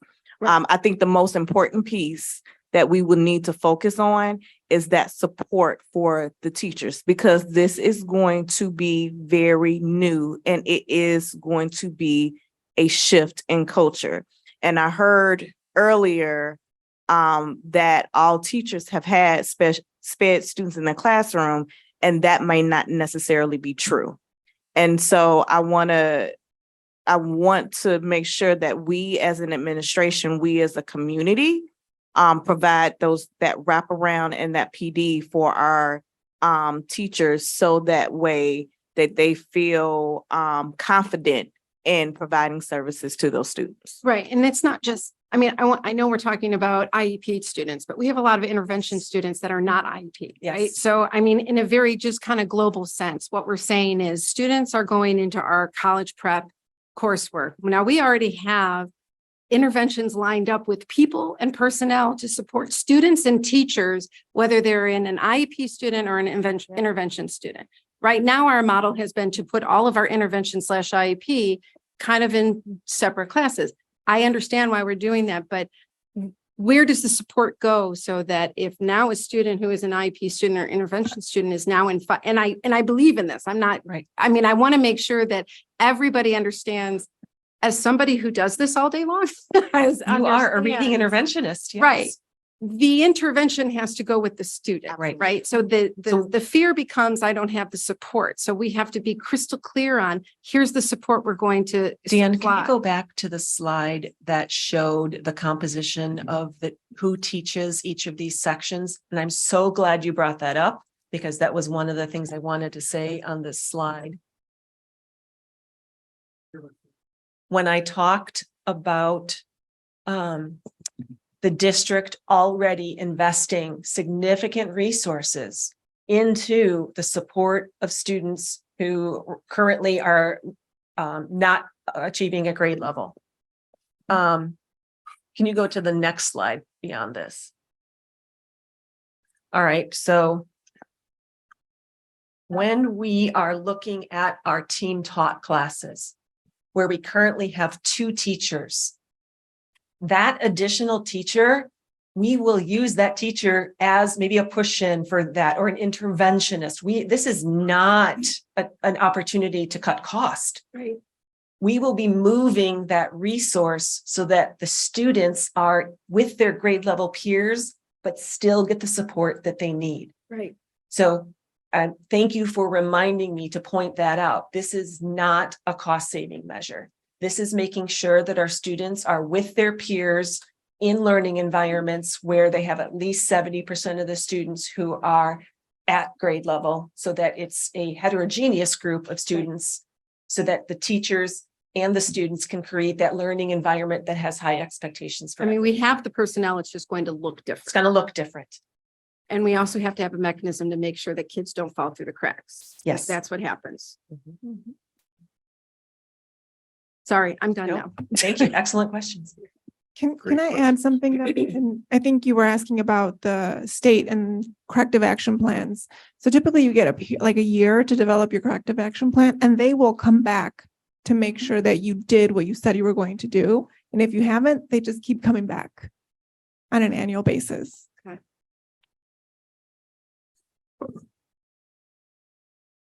Any other questions? Thank you all so much. Very excited for this important work. And like I said, we will be reaching out to our teachers to ask for their input on the APA, meaning the placement, and then also starting with all the 9th grade teachers. What might that look like? What kind of model do we want to design? And they'll have all next year to do that work. That's exciting. Thank you. Okay, moving on. Language lab update. Good evening. So tonight with me, I have our world language department chairs, Tammy Black and Jenny Getch. They're going to be co-presenting with me. And we also want to thank our principals, Dr. Gilliam and Dr. Calentis, for being here and supporting us throughout this process. Before we get started, I'd like to just recognize that there was a history and a process in the board agenda and the board packet. That is reflective of the LHS history and process that they engaged in the 2017-18-19 school year, 2017-18 school year. So the 23-24 school year will be a transition year for the Vernon Hills Language Lab. Both departments are going to participate in a process of identifying common comprehensive suite of software and hardware tools that are going to maximize student engagement.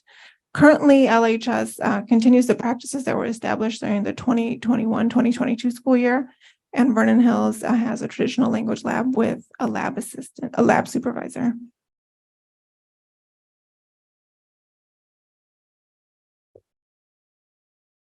So I've been asked to provide a little bit of a historical perspective of how the LHS lab shifted from traditional language lab to iPad lab to doing it all in the classroom. So you can see that in the 2017-2018 school year, the LHS building leadership let us know that we had some funds to envision what that language lab would look like. And using the Actual World Readiness Standards, they're also our state standards, we started to think about our 3 modes of communication: interpersonal, presentational, and interpretive, and what kind of a space will support those standards. So the idea was to improve the functionality of the lab and create opportunities for a variety of experiences supporting the 3 modes. And so Dr. Sanchez has more of the historical perspective in terms of survey the department took about flexible learning spaces. And we had a presentation about what the functions from the traditional lab, what that would look like on an iPad. We were in consult with Dr. Albin during this time, and he and I made the instructional decision to move to iPads. Not only because at that time there was the AP College Board had the DAC app that allowed students to test and the AP language tests directly through that app on the iPad and then upload it directly to College Board, which took some steps out of the traditional lab and collecting the data. Used to have to burn CDs and then they moved to an upload. So he and I made that decision, and we moved in 2018, 2019 to this new lab, which had presentation spaces to support the 3 modes. I'm sorry, the presentational mode. It had tables that were set up for groups of 4 to be able to interact in the interpersonal mode. And then it also had some tables that you could use for interpretive activities. On top of the fact that we had the iPads that would allow us to do a variety of things, However, during the beginning of that year, we had a really great language lab facilitator who was a tech whiz and had all of the pieces in place. She, unfortunately for us, but fortunately for her, she got offered a job in her master's degree area. So she moved on. And so we were faced with the challenge of hiring someone to replace her. And we did that in the fall of 2018, which, as you might imagine, then required extensive training. And IT did their best to support and help, but it wasn't on their agenda to have to, train someone from the very beginning. And there were other logistical pieces to the iPads that we hadn't known would be an issue. If you have ever worked with students one-on-one on iPads, that's a much different experience and a much easier experience than it is having a class set of iPads that multiple students log in and out of throughout the day. So with that, there were frustrations of loss of time. Students had to have a completely different ID than their login to their Chromebooks, and the whole learning curve was big. So as you might imagine, teachers they prized their classroom time, and many were frustrated that it took too long to get everyone in, and kids forgot passwords and had to be reset. And so during that year, some teachers solely used the lab space for work within the 3 modes that didn't have to do with the iPads. Some others were brave, and some who kind of dipped their toes into Apple Classroom, which allowed teachers to send out and collect back things. We were kind of a mixed bag at that point, which continued into the fall of 2019. And thinking about it, in hindsight, we just needed more training. We needed more job embedded professional development. I fully own that I should have advocated for more support, and, both for the new facilitator and to develop the teachers so that they would be able to run things as well. But then COVID hit, and that story. So from there, when we came back, we were, in e-learning. And then when we came back into hybrid in the fall of 2020, that lab space was used by one of our social studies teachers as a hybrid classroom. There was some space issues, so we weren't able to access that room. And then in the spring of 21 was when the determination was made that it would be an innovation space for all to use. We could certainly still use it, but that the entire school would be able to check it out.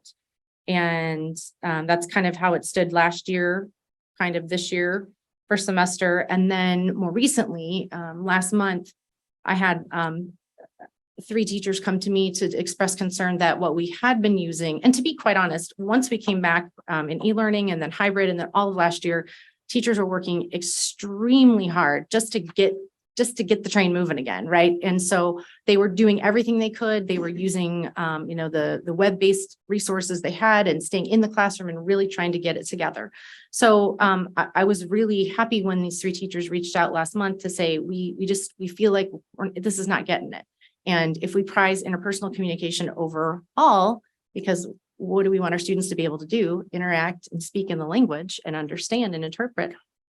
So we had a discussion about their concerns, and I said, here's what we're going to do. We'll check in with the department, and we have yet to have a department meeting since this meeting with these teachers, kind of figure out what is our vision, what are our wants, what are the summary of our concerns, and then let's figure out how we can address those concerns. So that's kind of the short version of how things progressed at LHS.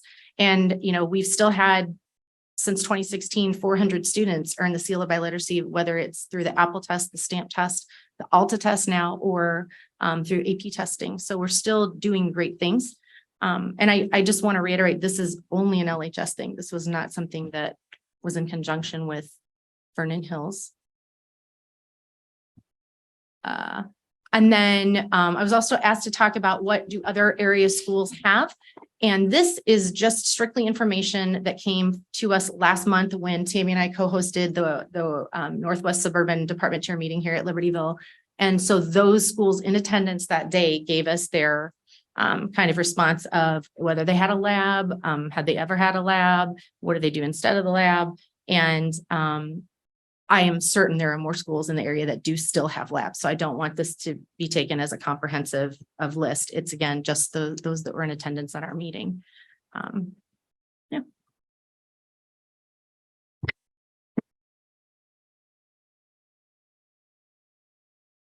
So here you see our AP pass rate, and we've had the LHS passing rate for 2022 in French was 100%. And Vernon Hills, it was 86%. The year prior to that, it was 70 and 75%. So there hasn't been a drop in the pass rate at LHS because they no longer have a lab. I do have 5-year data if you guys would like to share that for Spanish and French, since that is the assessment that the AP assessment that kids have taken for the past 5 years. There was a couple of years with a handful of kids took Chinese or German, but there wasn't 5-year data on that. But there hasn't been a significant drop in students passing the AP exam at one of the schools because they no longer have a language lab.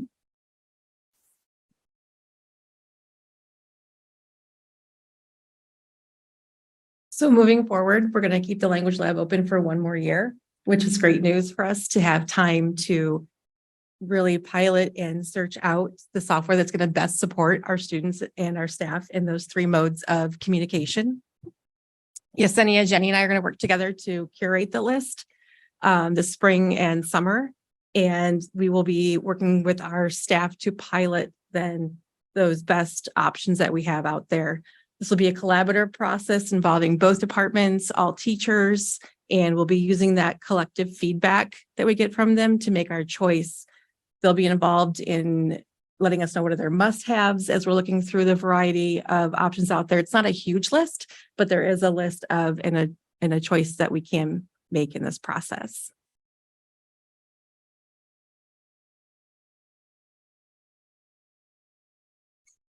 So Tammy kind of covered the next steps.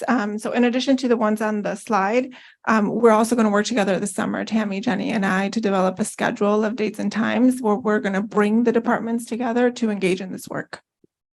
During the school year? Yes, not in the summer.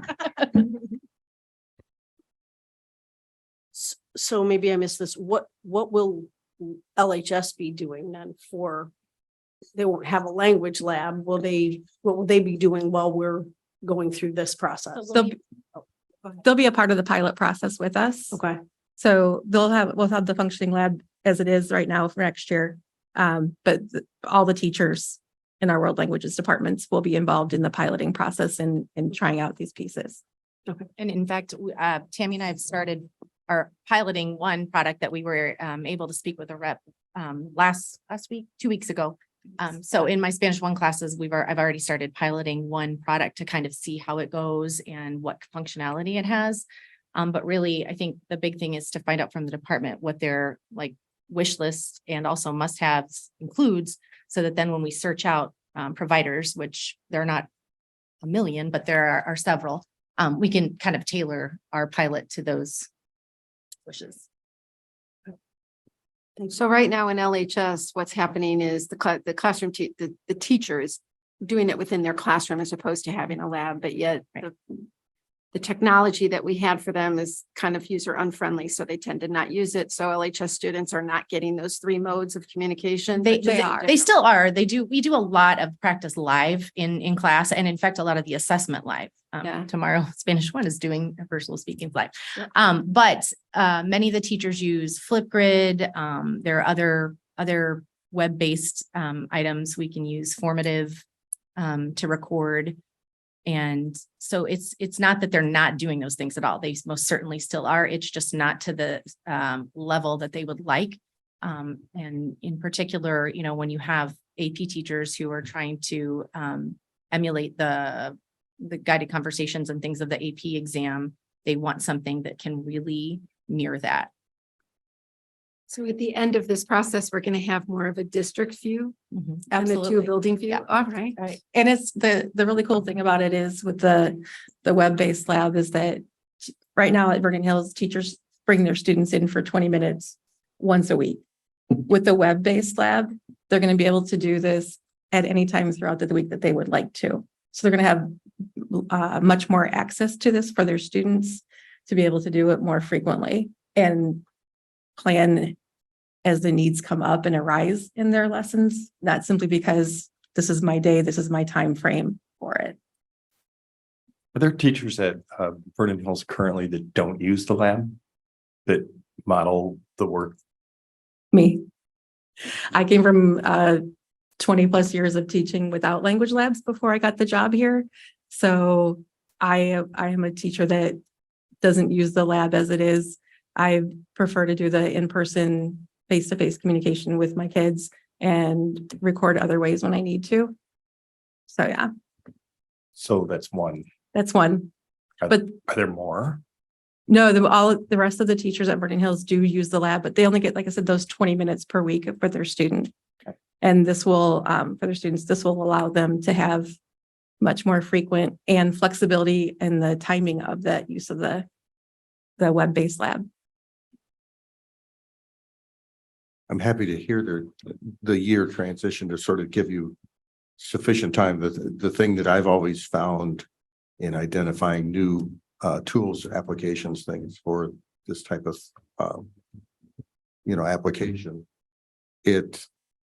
you go out and you find the first one that seems to fit and nice and shiny new object, and you grab it and try to rush through and put it in, but to give it some methodical and really do some good comparisons and some good pilots to choose what's best for as many people as we can. I think that's important, and the end result will be much better and much more cohesive. Other questions, comments? I just want to thank you for the presentation. This was very insightful information and added, I think, some much needed color and context to this conversation. So thank you. Again, I learned something all the time. Thank you. Okay.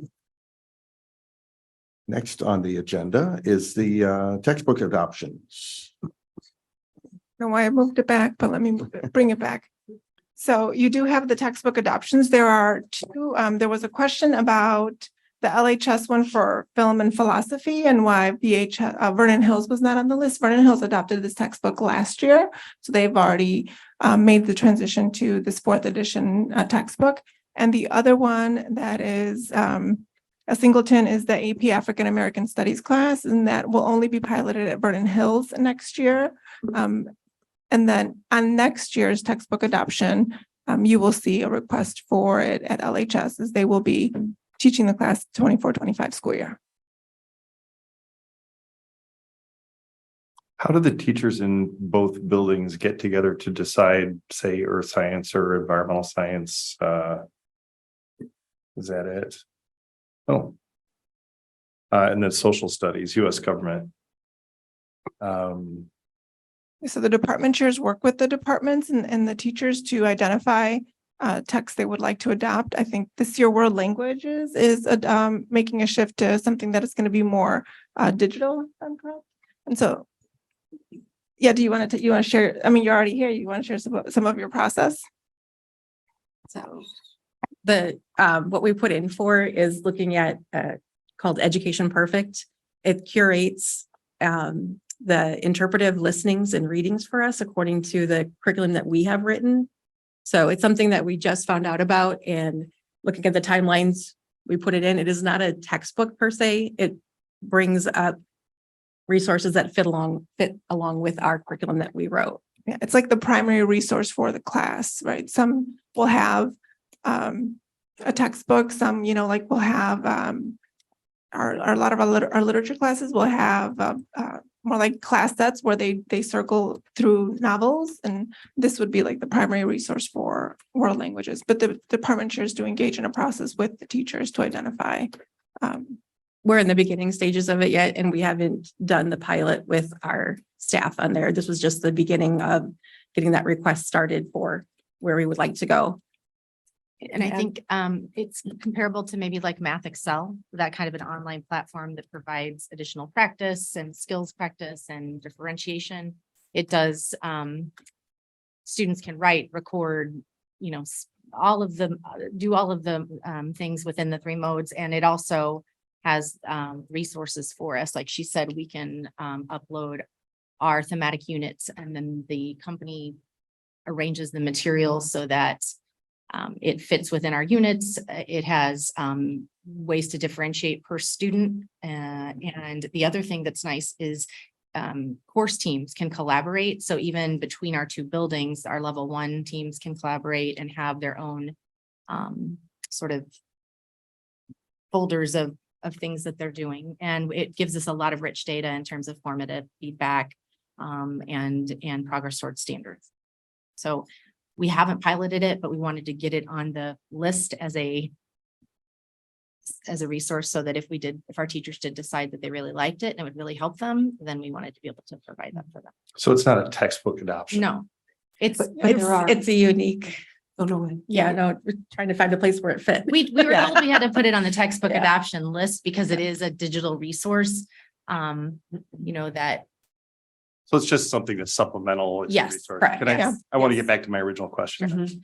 So do teams of teachers in separate buildings have an opportunity to meet and talk to each other face to face about a textbook adoption? So did the earth science teachers from Vernon Hills and from LHS meet in a way that they could discuss that? I'm not interested in finding out. Like, it's support material. That's not a textbook adoption. Yeah, so from my understanding, the department chairs work with the departments. I can come back and find out if they do meet together as a team. I know that if there's, for instance, Savas Learning coming and they're going to look at that textbook, they receive the presentation from the publisher. I'm not sure if they do it together or if they have two separate presentations. I think that's an area where we need to get the practice and protocols down more I'm clearly. concerned because twice now I've heard the Right. department chairs and I haven't heard the voice of the people who are actually doing it. Right. The other thing is to know, like, philosophy and film. Last year was at one school and this year is in another school. They happen to pick the same one, but I think that is another troubling thing. We need to get our course teams on consistent patterns where they are working together. These are decisions that, it's district dollars we're investing. So we want to make sure that they're collaborating so that the primary resource is consistent between the two schools. And even that wouldn't necessarily bother me if they chose different resources. Because not all textbooks are perfect for all populations, but they would. I think presenting their arguments for why they would want one particular text over another. But I would be upset if my director handed me a textbook and said, this is what you're using next year. So I would like to know that that's not part of our process. Yeah, so that is something that we are going to be working on. One of the first steps is we're trying to identify and what is up for cycle, because it's been done by course teams here. And so that is a project that Michelle, Sherry, and Suzanne are going to be working on to help us identify what is coming up in the next few years, because we would like to be able to say, okay, are we going to move more towards department adoptions, and we can engage the whole teams in a curriculum adoption process that looks at something like the equip rubric, and that's what we use. And we look at ed reports when we're looking for our primary resource, and we have a process and procedure in place that we can point to and say, this is how we do it. But we would like to first get a clear picture of what is coming up for cycle, so that we can identify what are the ones that we're going to start working on. But the district does not have, like, I can't give you a procedure that says this is how we do We textbook don't have adoption. rubrics or something like that. We that don't. shows exactly what teacher teams need to be looking at when they're comparing resource A, B, or C. I'm familiar with districts having those also. So again, the decision is among the practitioners, but because it's such a large expense, the whole team collaborates on what should be the questions we're asking and answering so that we have evidence to say this is the absolute best resource. Yeah, and I think one of the things that struck me that Don said is the idea that we're not, as the board, we're not trying to dictate that process or dictate how you select materials or textbooks or anything else. But what we would like to know that's been done fairly, that's been done with the teacher voice involved, but it's been done in a responsible way. Maybe you know, at least in collaboration to get some ideas, even between the buildings, but not necessarily to have one size fits all either. But I think that's what our interest would be, not to, you know, get involved in that process, but just to know what that process looks like to make sure that it's fair and it's including the teacher voice. Are any of these new titles or are these continued titles? I mean, I see some of them are new resources. So if it's not a new resource, can I assume that this is a text that they already are using and we're just updating it with the new edition? Yep, correct. Okay, so we're not changing resources that they haven't been a part of. Correct. That's the other big question. Huh? That's the other big question. Like if I all of a sudden found out that I was teaching out of Miller instead of Withcott for AP Environmental, like all my supports are already with that publisher, so I would like to know that. But this is just continuing what they're already using, just with the new edition. The ones that are new additions, yes. If they, hold on, let me pull it up. Well, if you look on the list, there's 3 items on here that say new resource. Right, those are the. Right. Those are the only new ones. The new ones. So the other ones are continuation of. Yeah, and so I come from a place where we did it like that. And so we're working on getting there. Okay, that's what I want to hear. I want to hear that we are working on getting to that. Yes. Thank you. Hey, Jim, this Other is questions? Lisa. I had a quick question. Can you hear me? Hi, Lisa. Hi. So I Yeah. agree with your comment, and I appreciate that the board is interested in a process being in place, but doesn't want to dictate what that is. I am wondering, as somebody who's not an educator, is there a legitimate reason that we could be using 2 different materials at Vernon Hills versus Libertyville?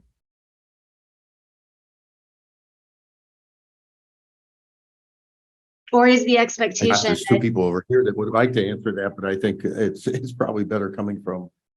I can think of a reason. Yeah. What would that be? Different textbooks for, say, AP Environmental Science have different emphasis. So some of them might be research-based, some of them might be based on storylines, some of them might be based on area. So I would want to select a text that reflects the students that I have in my classroom. So if I get together with my other teachers and we select a text that fits our building, that fits our resources outside, might be that the text is heavy on, say, water management and air pollution, where another text doesn't look at that as much.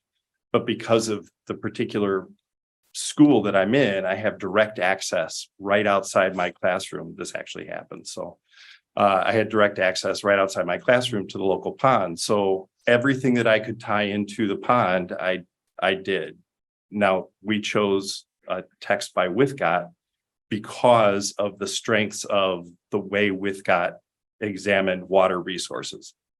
But you didn't have a sister school to talk to about I that. didn't have a sister Right. school, but if I had a sister school that didn't have the same resource that was directly available to them, they might choose a different text that reflects their physical environment. so that makes So sense. it's kind of but the my- way AP. That makes sense, but I Go ahead. think my observation might be that that would be exceptional. And that in most cases, if we're providing similar education opportunities across the district, in most cases, you would use the same materials. I can tell you, I mean, I've talked about this a lot. I think we have to separate resource from curriculum. Those are 2 separate things. And as long as curriculum is standard and curriculum is what this is the same, I agree, it's probably easier if you can use resources, but just for English, the curriculum is the curriculum. If a teacher chooses different novels to approach that curriculum, because that's something that they're connected to, as long as it meets our standards, you have, I mean, the materials don't always have to align as long as the curriculum aligns.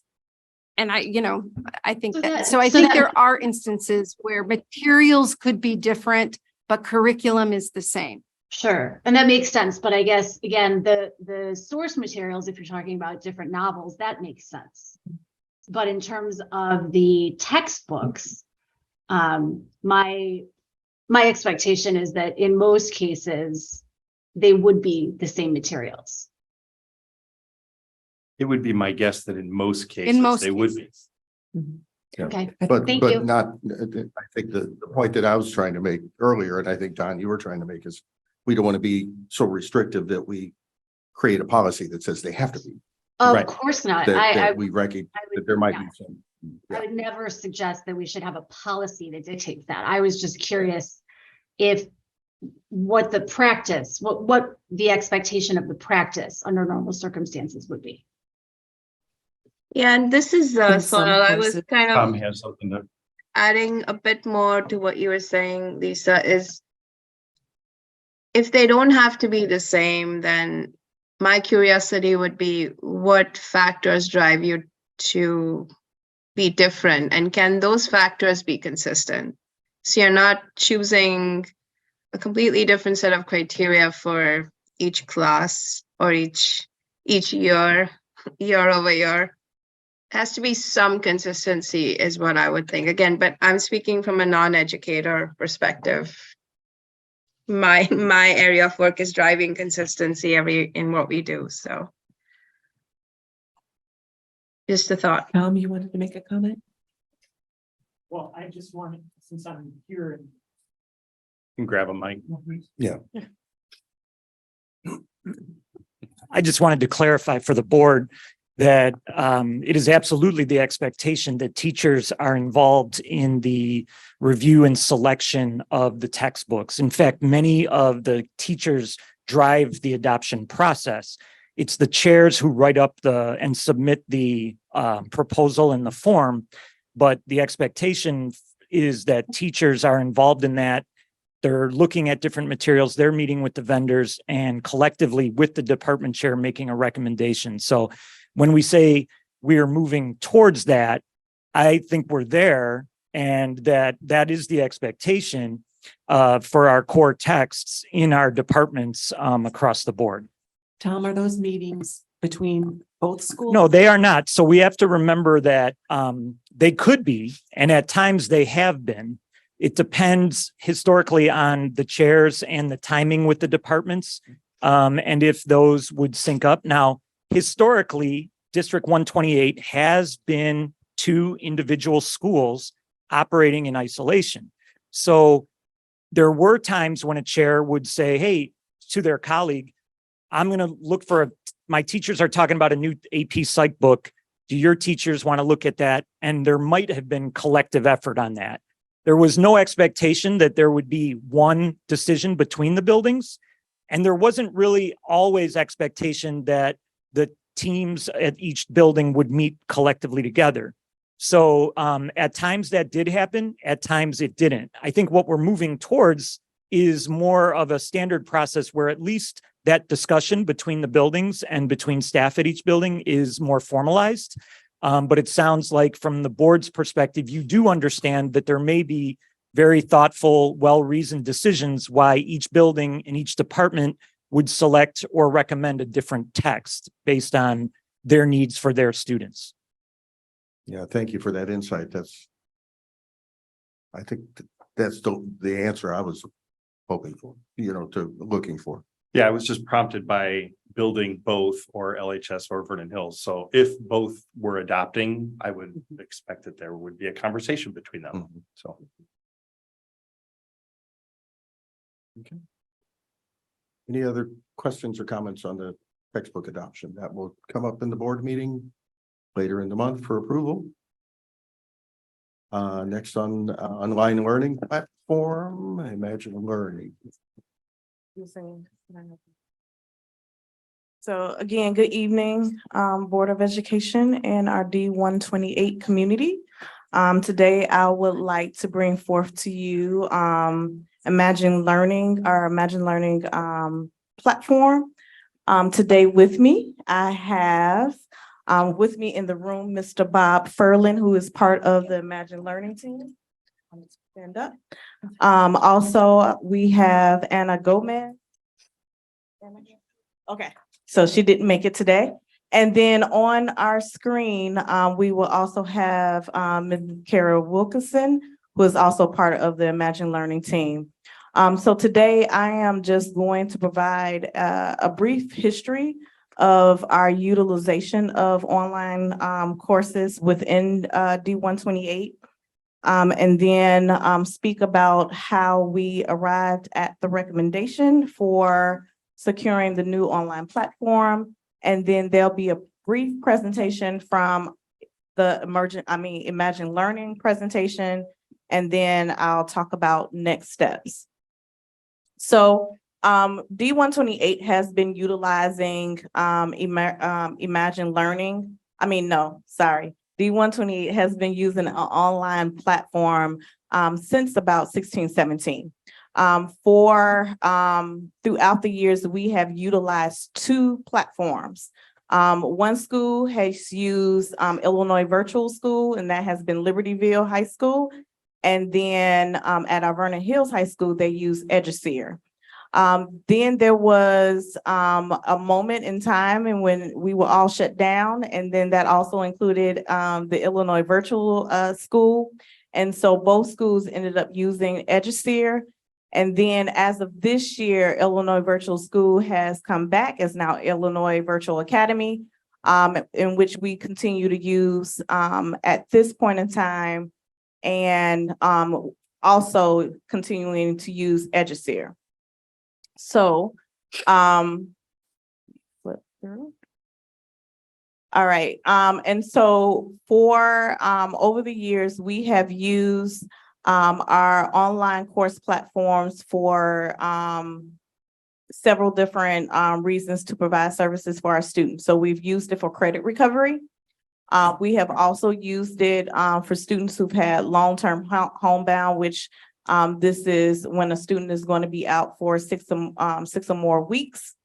Also, we have used it for initial credit. So there have been some cases in which our students have taken the course because they needed a modification in their schedule. We've also utilized this for a catch-up for students who are transferring into the district, who are in need of our graduation requirements. And then last but not least, we have utilized our online platform to support summer school courses as well as initial credit that students were interested in. So so this is the breakdown of how many students have benefited from utilizing our online platform. And so you can see the breakdown by the 2021-2022 school year, last year's summer session, and then where we are at right now. During the 1920 and then 20 to 21 school session, there was very limited usage due to all of us being virtually. However, if we were to look at our numbers from 19, the numbers are significantly more than the numbers that you see before us. Are these courses or These number of are students or number number of of courses students. enrolled? Yeah, these Number- are number of students that Students, took the, okay, yeah. so they could be enrolled in more than one? Yes, Yeah, yes. okay. Thank you. So next, I would like to thank the members of the online learning committee, which consisted of district-wide building administration, district administration, as well as teachers from both buildings. And we were charged to continue to investigate a system that will meet the current needs of our district, but also begin to look at how we can utilize a system that can expand our summer offerings. Also provide instructional options for our EL program. And then last but not least, as we continue to look at those interventions for our students, a system that can provide targeted interventions as well as flexible options to address some of the identified needs of our students. So after So during the course of first semester and then the beginning of second semester, the committee investigated 4 systems, 2 including Eduseer and Illinois Virtual Academy. And then we also looked at the Apex system. And then last but not least, the Imagine Learning system. So this is some of the committee's feedback on the Imagine Learning system that you see before you. And by far, the committee's feedback on this system was where we found the most strengths in all of the areas that we had identified for identifying a new system.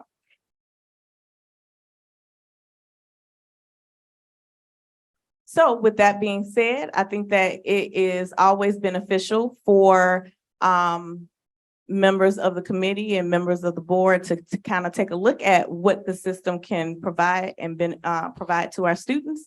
So with that being said, I would like to welcome Kara Wilkinson, and she will provide a brief overview of the Imagine Learning system. Thank you, Iman. Good evening, everyone. Can you all hear me? Yes. Yes, we can. Fantastic. Thank you for allowing me to join you virtually this evening. Again, Kara Wilkinson. I'm the Director of Instructional Services Partnerships, and we're very fortunate. We did have a partnership with Community High School District 128 last summer, in which 8 students took trigonometry with us, utilizing our curriculum that we're going to talk about tonight, and also our teaching services. I'm happy to say I just looked at it. All students did exceptionally well last summer, with the lowest actual grade being an 85% and all of them reaching 100% completion. So that is fantastic. But tonight we're going to keep the focus on our video-based courses, and I really look forward to your questions following. So first and foremost, let's talk about the course options for Illinois. And I'm actually going to get out of here and pull up the course list quickly because we have a lot of wonderful options. And focusing on summer school, which I think is the immediate need, a lot of those students are going to be taking the core courses. What's nice is when you have a core course, like an English course, a math course, the district's going to receive all versions of that course: initial credit, credit recovery, and where it's applicable, honors courses. All of our courses too have semester splits already constructed, or half credit splits. So if a student needs to repeat just that second half of the year and put it in that pre-testing credit recovery mode, they have that ability. Beyond the core, we have world language courses available. We do have AP French and AP Spanish as well. As we scroll down to those AP course options, those are all College Board approved, of course. They must be in order to have that AP designation. We have general electives for students in the middle and high school levels. We too have national test prep, and I'm very grateful to have heard the prior presentations, and I heard about the importance of that SAT, and I did just want to throw that out there that we do have preparatory courses for that as well. We have great social emotional learning courses. We have other electives available, CTE, other subscription-based electives, your health and PE courses. So if anyone would like to take a deeper look at this, we can, of course, provide print copies for you or send you the web links. But we do understand that in the summer, most of the students, again, are going to be either repeating those core courses or maybe trying for acceleration in those core courses with initial credit. Let me pop back over here. So I already mentioned a little bit of those course splits, but I just wanted to go into some further details. So when the students are in a credit recovery course, the course is already shortened a little bit, and there is a pre-test at the beginning, so students have the opportunity to master out of lessons they already understand. Rather than giving students a giant diagnostic, we break it up into lesson-based tests. Students, the way the default setting is, need to get 8 out of the 10 questions correct in order to place out. What's nice about the content and some of the back-end settings, they are customizable to meet your district's needs. So if you wanted to make it 7 out of 10 questions correct or 6 out of 10 questions correct to place out, you can do that. And that's especially important for students that do have individualized learning plans. And we'll get into that more in a little bit. But again, when students are in that credit recovery course, it's shortened. They take that pre-test. There's limited teacher grading, which is very nice over the summer. And you'll see the 40 hours per semester. That's if you take the course without mastering out of anything. By the time the students take that pre-test, The course could be 30 hours of work, 20 hours of work. It depends on the information they already obtained. When you look at an initial credit course, that is, of course, the full version, meeting all the standards. And I know standards obviously going to be a big point of conversation. We can send you the standards alignments for Illinois. All of our core curriculum absolutely is aligned. And we have some other wonderful partners across the state. And in order to do that, of course, we need to be aligned to Illinois. The initial credit courses do have more that needs to be teacher graded. I would say it's about 30% teacher graded work, and you'll see the time here about 50 hours to complete that half credit. For the honors versions of the courses, those have additional demonstrations of knowledge, additional assignments and projects to complete. So there's more graded work there, and as a result, it's about 60 credit hours to obtain that half credit. And the main reason why anyone moves over to us from an EduSeer, an Apex, whatever it is, it's because of the video-based instruction. You might have heard of Edgenuity.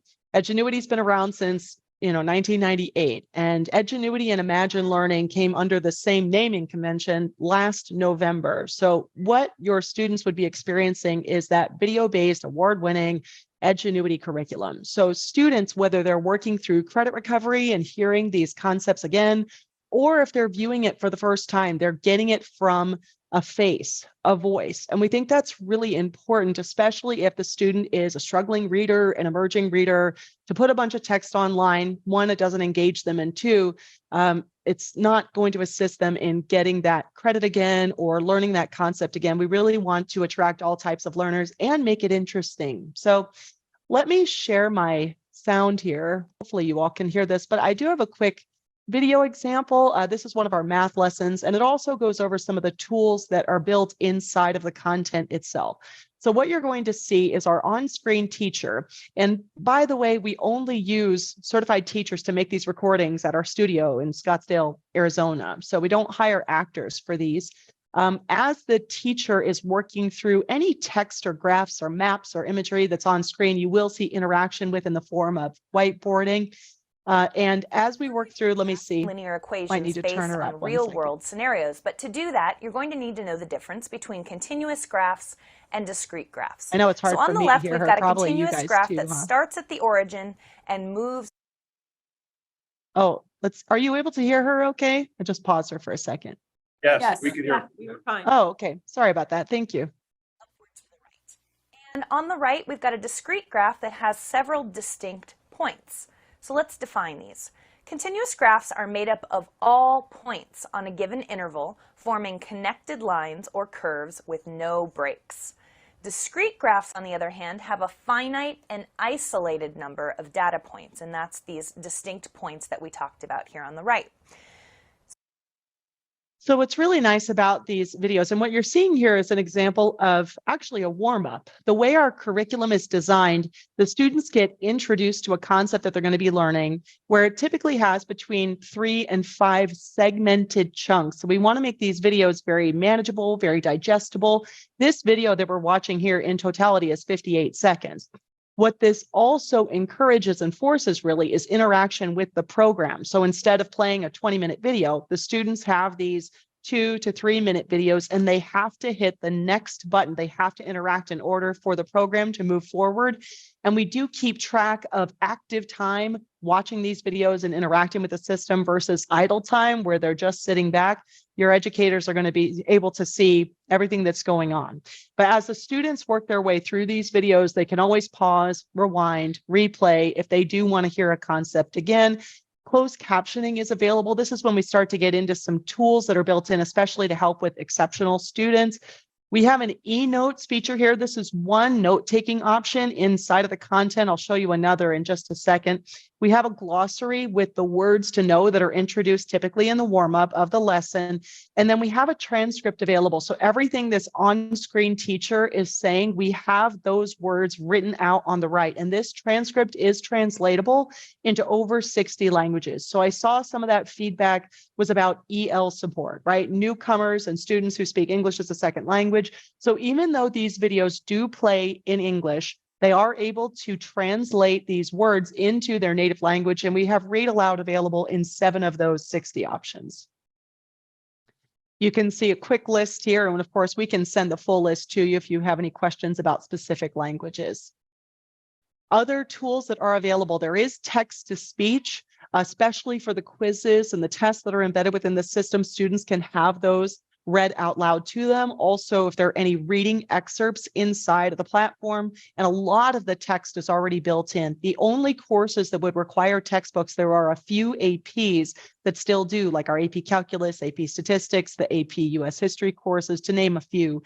Some of the AP classes, we actually embedded the text in, but when it comes to any of those core courses that a lot of the students are repeating for credit recovery, again, if there's a reading excerpt, they can go ahead and turn that text to speech feature on, and they can choose the speed at which that text is read back. We also have highlighter tools, calculators built in. Sometimes there are formula sheets and other grammar sheets available. So whatever the student needs in order to get assistance or successfully complete the course, there's a lot that's already right there on their screen.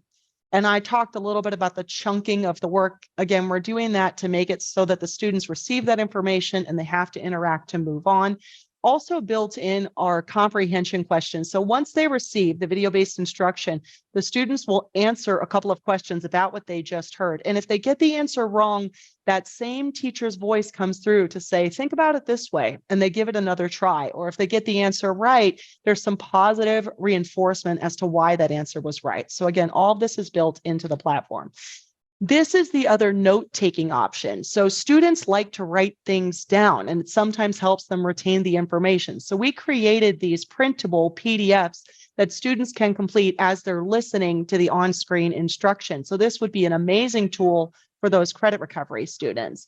And I wanted to point something else out. This is our on-demand tutoring support, which a lot of districts have been utilizing for credit recovery students, even homebound students, really a lot of different cases.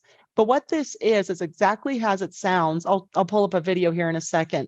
This is something I will tell you, it doesn't automatically come with the content. You can add this on. If you're utilizing our certified teaching services, then this does come with that. But what it is, it's access to live tutoring support. We have an entire team of content area experts, all employees of ours, background checked by us, and they're available for the core subject areas, math, science, English, history, French, Spanish. And by the way, this is available too for the SAT prep or the ACT prep courses. But the students reach out with their question, they get connected to a live person. And if the chat doesn't get the student to the resolution, then they can open up an interactive whiteboard like what you're seeing here. And there's conversation ability. So that's really nice for the world language courses where they do have to do recordings of themselves. That way the tutor can help them through in spoken word. And I did want to pull this up, just talking about, again, your special populations, how we support them over in instructional services, and how too we can train you all on the accommodations and modifications that we make based on what's written in 504s, IEPs, EL plans, etc. So we can change the grade weights, we can change the passing thresholds. Of course, we talked about text to speech and turning the translation tools on. There are a few new tools that we came out with just this past year, 2022. We've always been able to allow additional attempts on assessments, but now we can shorten assessments, we can hide the assessment timer, and we can reduce the number of distractors. So instead of 5 answer options, there can be 2 or 3. And then customizable content. You can do this really for the need of any student, but especially for students that have those documents, you can take content out, you can switch the sequence around. You do have a lot of maneuverability and autonomy over these classes once you get into them. So that's a little bit about the content itself. And I did just want to touch on the certified teaching piece. Hopefully you all have all of the staff you need for summer, for fall, but if there is a vacancy or if you're having trouble finding teachers to work every single subject area this summer, we can at Imagine Learning provide you with a certified instruction to go alongside the video-based content. When you partner with us for certified teachers of record, we provide you with that teacher. For example, the teacher that helped the students out last summer was Dr. Ruby Evans. She's one of our fantastic math teachers. You'll also receive that on-demand tutoring. So again, that comes with the service whenever you partner with our teachers.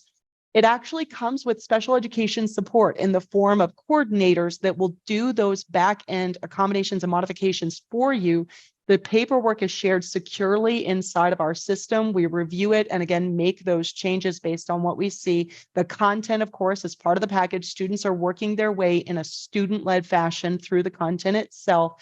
And then we do provide you with a customer success manager or a regional administrator to go over the data with you. We can meet with you as often as you would like. Most partners go every 2 weeks or so to talk about grades, pacing, engagement, communications, etc. And then there is development and coaching that comes with this, just like any of our services and products, where we want to make sure your team can get the absolute most out of it and especially get the data that you need.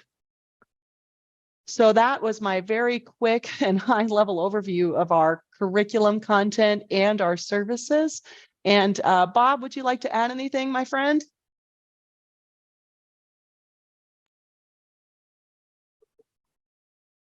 Anywhere, any microphone you can. Okay, I'll jump up here real quick. No, no, yeah, thanks, Kara, thanks, great job, and we are really excited to be presenting some of this information, but anytime there are questions, I want to say, feel free to reach out. I know that it's always, at first, maybe a little bit intimidating to use a new platform, but we have a ton of great help and a ton of great people that can meet you wherever you're at. So thank you for the opportunity to present tonight. Okay, thank you. Anyone have any questions specifically to the Edgenuity folks? No, okay. I actually have some questions for our folks, but we appreciate you jumping on and giving us an overview. I'm sure a number of us have not seen a program in that detail to be able to really wrap our heads around what it means and what it involves. But my question is, we have some numbers, a couple dozen students, and I'm trying to find the where'd we go? Yeah, 15, 14 at Vernon Hills, 15 at Libertyville for the current year. Are those a mix, or are they more credit recovery, or are they more? What's the mix on that? So they are a mix. We have some students that are doing some credit recovery, but most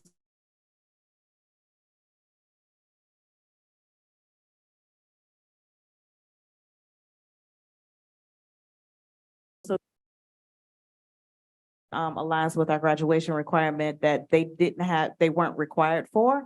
And then we do have several students who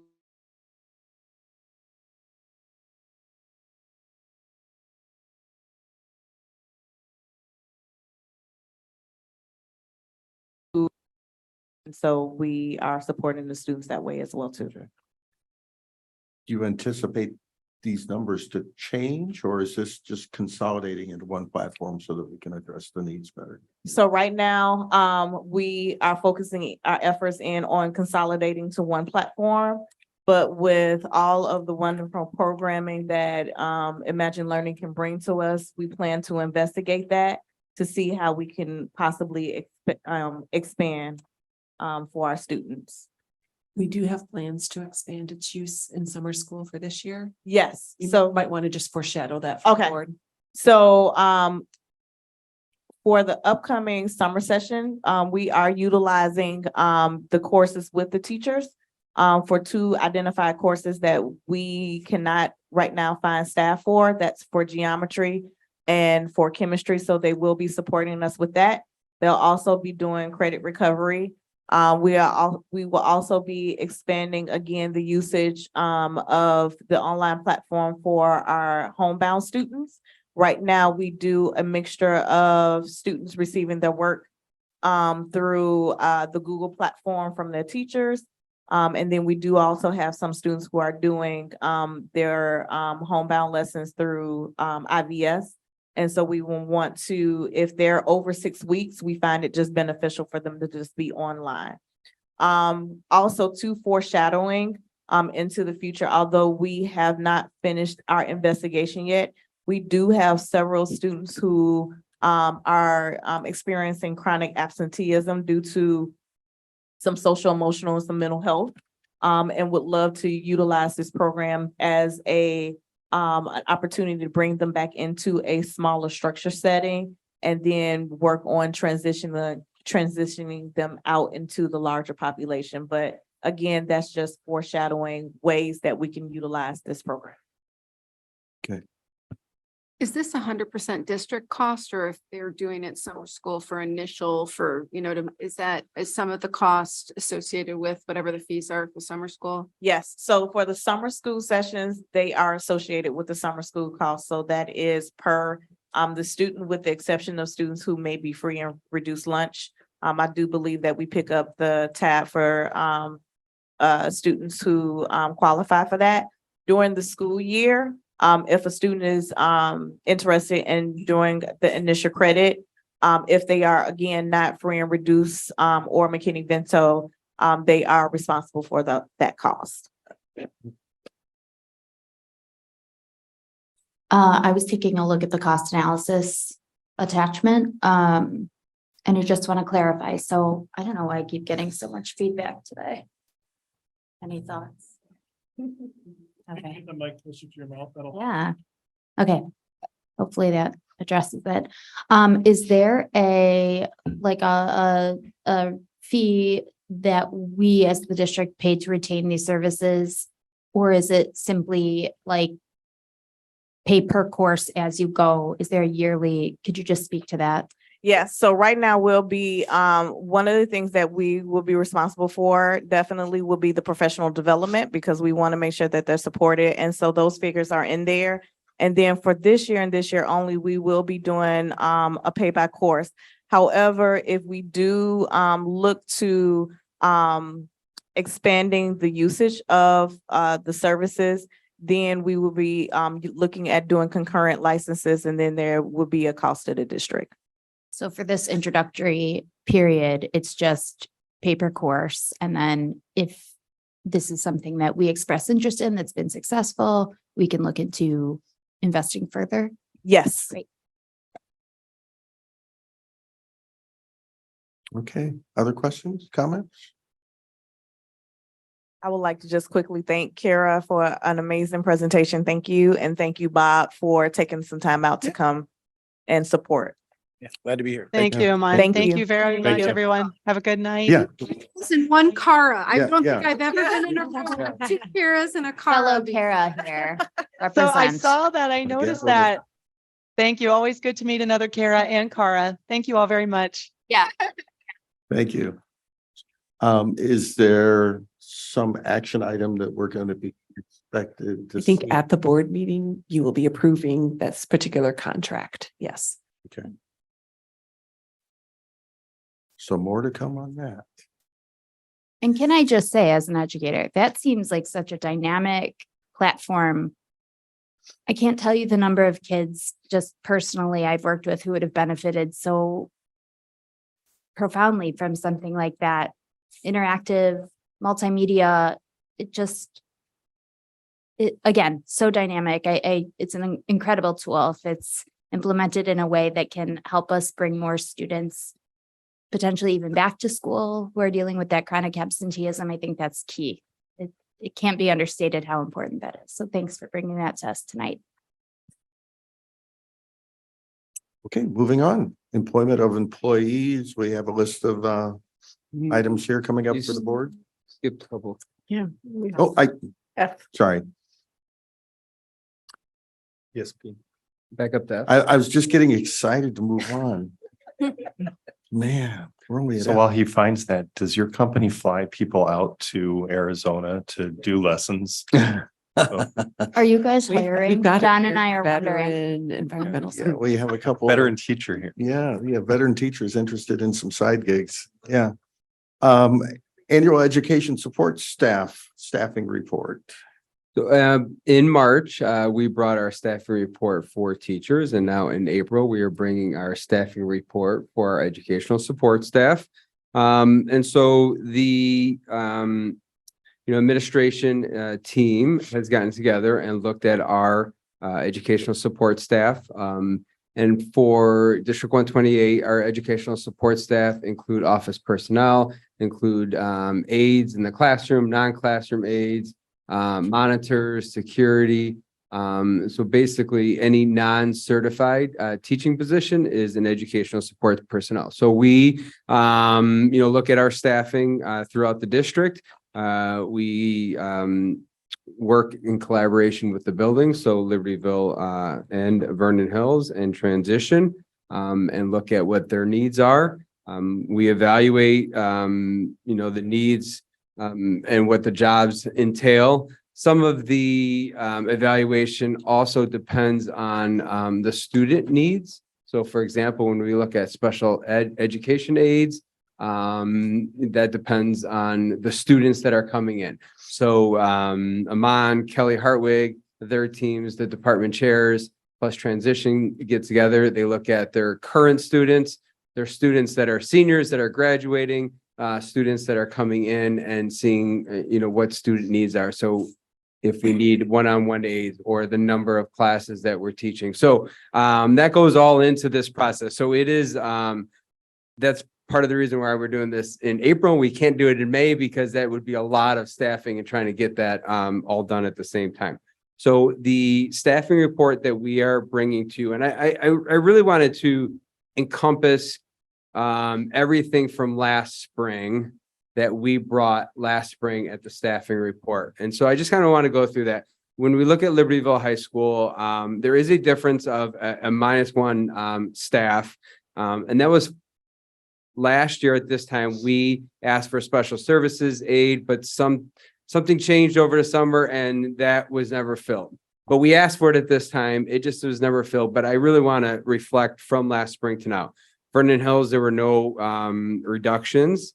At Vernon Hills, we are asking for an additional 1 special services aid, 2 EL aides, but these were approved and hired during the year. Again, that was our Spanish-speaking, Russian-speaking ELA that we hired during the year. But last spring, we didn't ask for them. That came about due to our needs during the year. But I just really want to reflect what happened over this past year. We added a community liaison. This person has already been working and doing a great job at Vernon Hills. And so really, when you look at from last spring to now, it's an additional 4.0 ESP staff at Vernon Hills. But we're only asking really for 1 additional because the other ones were already approved. Transition pathways. So additional job coach and special services aid. And then our 1 administrative assistant. This position was already approved and actually it started today at Transition Pathways. A district office, we are reducing our director of community education. Dan and I looked at that and said it's about a 0.6 because of the hours that they're working. So it wasn't, Diane Phillips wasn't a 1.0, it was about a 0.6. Her administrative assistant position, buildings and grounds maintenance staff, that was due to a death, and that position then was transferred to Aramark contract. Additions then, so we're looking at our community, adding a community partnership administrative assistant that would be working with our new director of college and career readiness, and also assisting, I think, in some other areas in teaching and learning that we want. And we've come up with that name, community partnership, and not, that's what we have right now. If we're looking at maybe changing the name, but that's really what that person will be doing.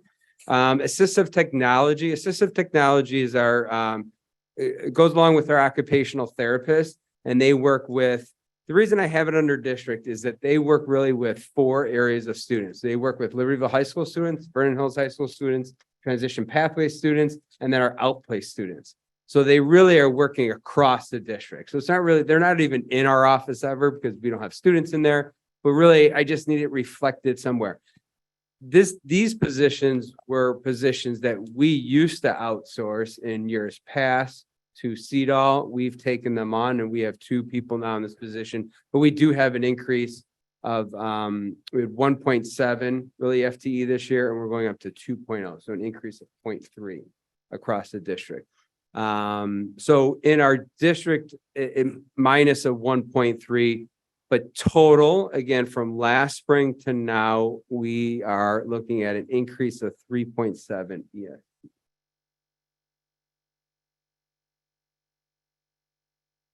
Questions? A couple of, I want to point out a couple of things that will come about in the staffing legally that because we have some reductions, so the Director of Community Education Administrative Assistant, we will have to take a resolution. It's a reduction in force. I've already talked to these individuals. They know that's coming. We've talked about it. They will be, have the opportunity. By doing that, you have the opportunity to give them other positions in the district. And so we are working on that and we're making recommendations then for what those positions would look like. But legally, because it's a reduction in force, not of them, of their performance, but of the position. So you'll see that resolution come across at the board meeting. Okay. I've had personal conversations with them so that they're not caught off guard by this conversation tonight or by board. Okay. Any questions about that process? We don't do it very often. No. Okay. Moving on, next topic is the ESP salary and benefit recommendations. So each year we evaluate our ESP salary rates and benefits. So our ESP are not a union, but we work with them. I work with individuals from all the buildings, meet with them. You know, we try to gather information from our educational support personnel about working conditions, salaries, benefits. I also work with data from other schools in the area, high schools, some of the same schools that we utilize with our teachers. So some are not all in the area. Some might be in DuPage County or Cook County, but we try to look at, you know, other high schools for comparison. It is difficult sometimes to compare other schools that when they talk about maybe an office personnel position, it's not always the same from district to district. So if you look at a teaching position, a social studies teacher generally teaches 5 classes at high school and it's the same. So it is difficult, but we try our best. And all of the schools that I work with try their best to try to give comparisons. And so we try to each year, look at our salary and benefits and make some adjustments. And I did just a little history for you going back to 2019-20, some of the things that we've done, increasing for example, our family insurance premium increases for our ESP. It used to be a set dollar amount per month, and now it's a percentage amount. 403B board contributions were added at the same time that it was added with our teachers. In 21-22, we made some salary rate increases to our starting rates for monitors, security staff, non-classroom aides, which means since we adjusted the salary rate, starting rates, we also changed our starting rate, our rates of our current employees. We added some more longevity bumps, some retirement bonuses were increased. Last year, we increased our IT staff starting salary increases, which means we also increased some of the rates of our current staff. We increased the vacation days for our new staff, and that's our 12-month ESP. So they used to start at 5 days, and we started them at 10 days now.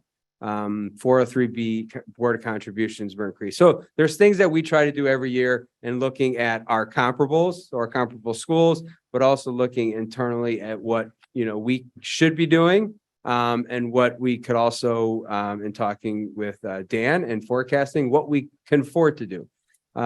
So our recommendation in looking at this year is, now you had already approved last year a 4% increase for next year. So when we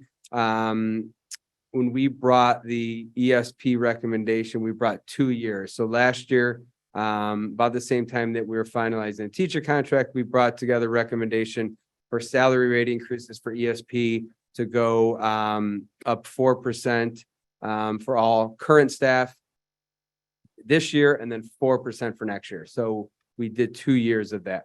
our starting salary rate generally goes up by CPI. And so it has matched CPI, but obviously for next year, CPI is off the charts. Back in the summer, Dan and I had kind of looked at a blend of, and I know I wrote CPI in there, but it's really a blend of taking our starting rate and increasing it by 2.9%, which is our largest increase of our starting rate in a number of years. I think on the one chart, I indicated what we had been going up because we've been going up by CPI, which has been 1.4 or 2.1. So this is a larger jump, but I think it'll keep us from having to maybe make some corrections down the road in our starting rates. So again, we'll look at what our starting rates could be next year, but I think 2.9 is affordable, and also will keep our starting rates comparable for other schools.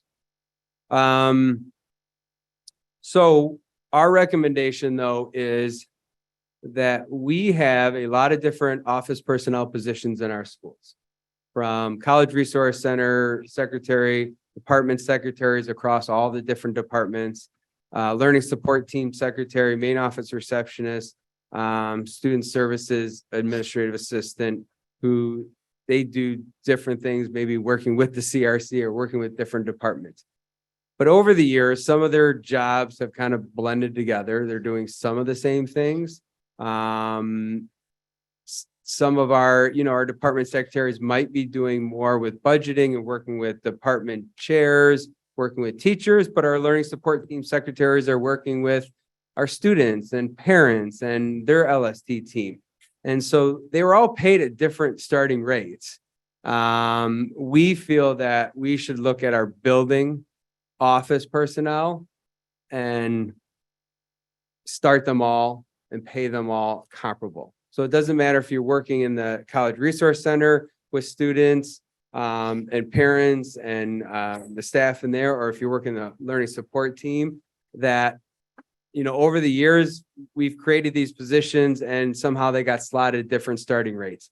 We want to bring those starting rates all together and collapse some of our, now we still have some other pay, we still have 12-month administrative assistants. We still have special services department secretaries that are paid a little bit different. We have sub coordinators.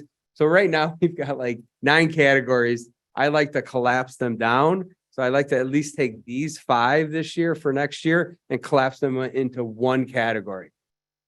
It also says, that we're valuing all the work that they're doing. And some of the work, again, maybe working more with staff and budgets, maybe working more with students and teachers. It also gives us flexibility that if somebody wants to move from job to job, that they may be more willing because there's not a pay decrease or a pay increase, and maybe they find another job more valuable. So that's what we struggle with too. At times somebody's in a job, but then they want to go to another job, it pays a little bit less and they don't want to take that pay decrease. So I would like to take all of these, consolidate them in and pay them. And again, this is for next year's rate at $18.76 starting rate an hour.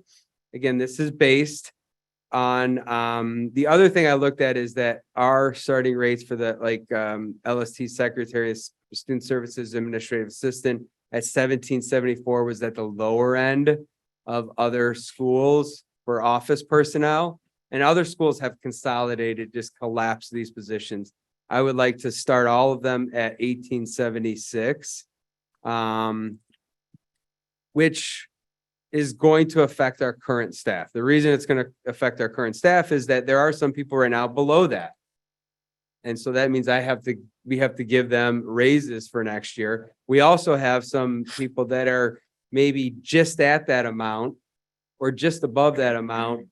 And if we bring in somebody new at $18.76 and they're only making, $18.80 and they've been here for 3 years. Yep. So what, we wanted to do was really band our staff. So the newest staff that had been hired in the past, 1 to 4 years, they need to get a little bit of bigger increase to get above that, $18.76.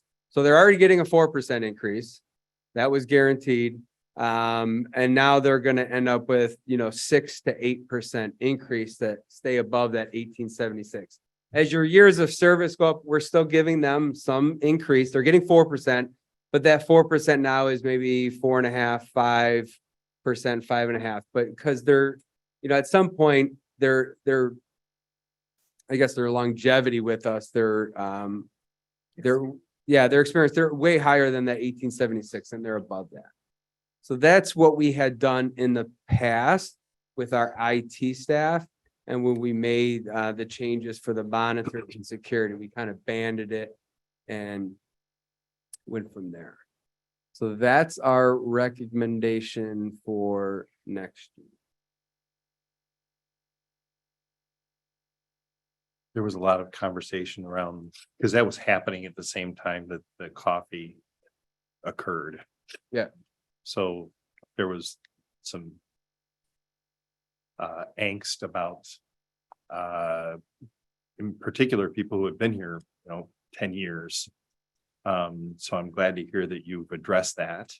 I don't know that it necessarily, I couldn't tell, is it going to address it so that the people that were saying, you don't value a 10-year employee by giving them a significant raise, is this going to, that you said 4%, that's significant.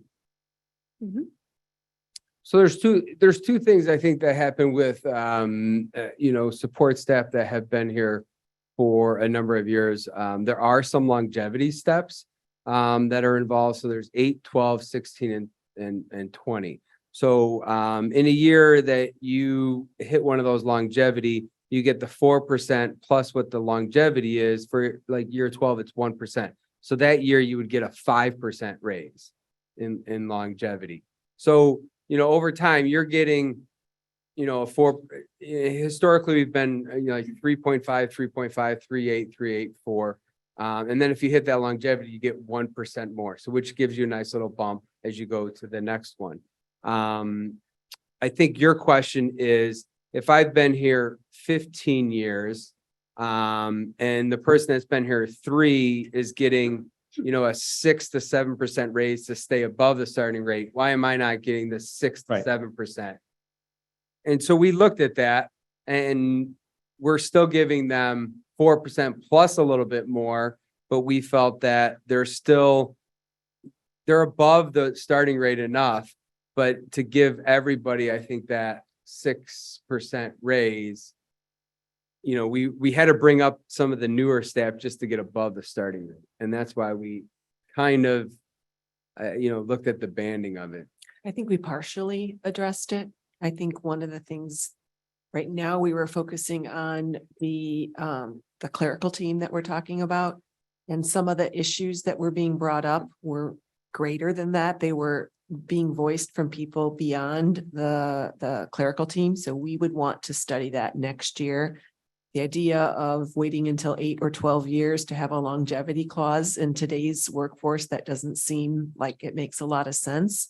So Bryant is committed to gathering again the leadership from the ESP teams and talking about how can we, in an affordable way, make sure that those people who are here for 3, 6, 9, whatever the areas might be, are seeing raises that reward people for staying on and being dedicated to our district. I mean, that's what we kept hearing over and over, that we are losing people because they are moving. But well, my first question is, are the comparable districts that we're using for our ESP comparables the same comparables we use for admin and for teachers? Yes. Okay, so we're using apples to apples. And that it came up several times that there's a disparity between the raises that we've been giving our admins versus what we're giving our ESP. And that we are having staff retention problems because it's their rate of salary, they're worth out in the marketplace. I mean, I understand that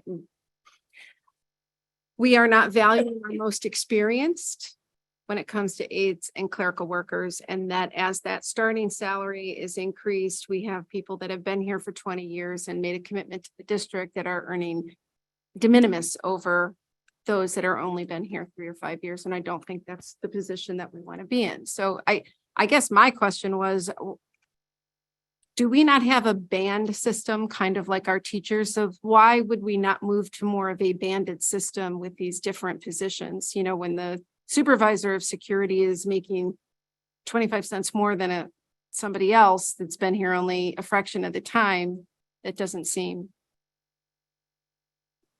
logical. Yeah, so we do not have a banded system. What we do have is that, so for the last 5 years, for example, in FY20, the starting rates went up by 2.1%. Current people went up by 3.8%. In the next year, FY21, the starting rate went up by 1.9, but current people went up by 3.8. The following year, 2.3 for starting, 3.8 for current people. So the starting rate is going up. And then once you get here, your rate is going up higher than that starting rate. So you are staying, higher than, for example, last year, the starting rates only went up by 1.4%, but people here went up by 4%. And then next year, the starting rate's going up by 2.9, but current people are going up by 4.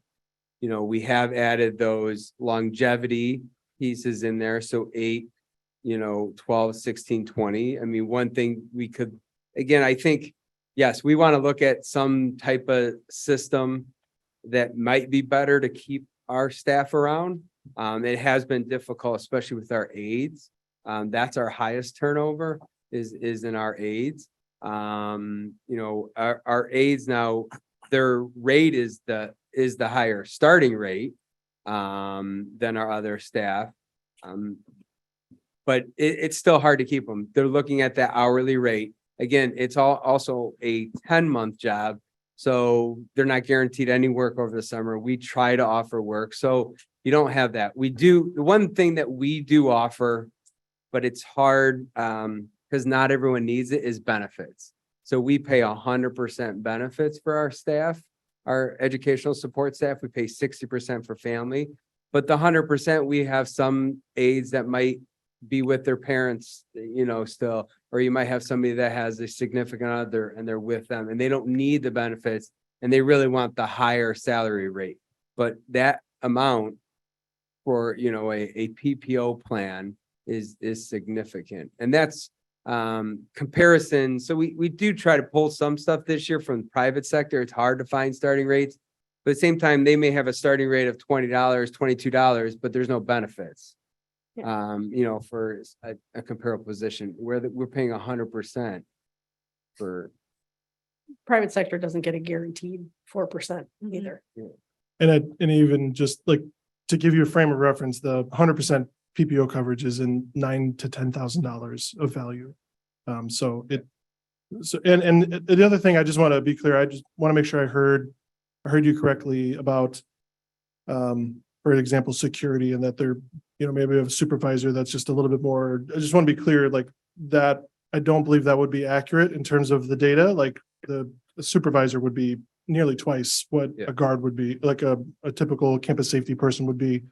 But even like help us zoom out a little bit. This particular thing is going to affect 23 ESP. We have 182.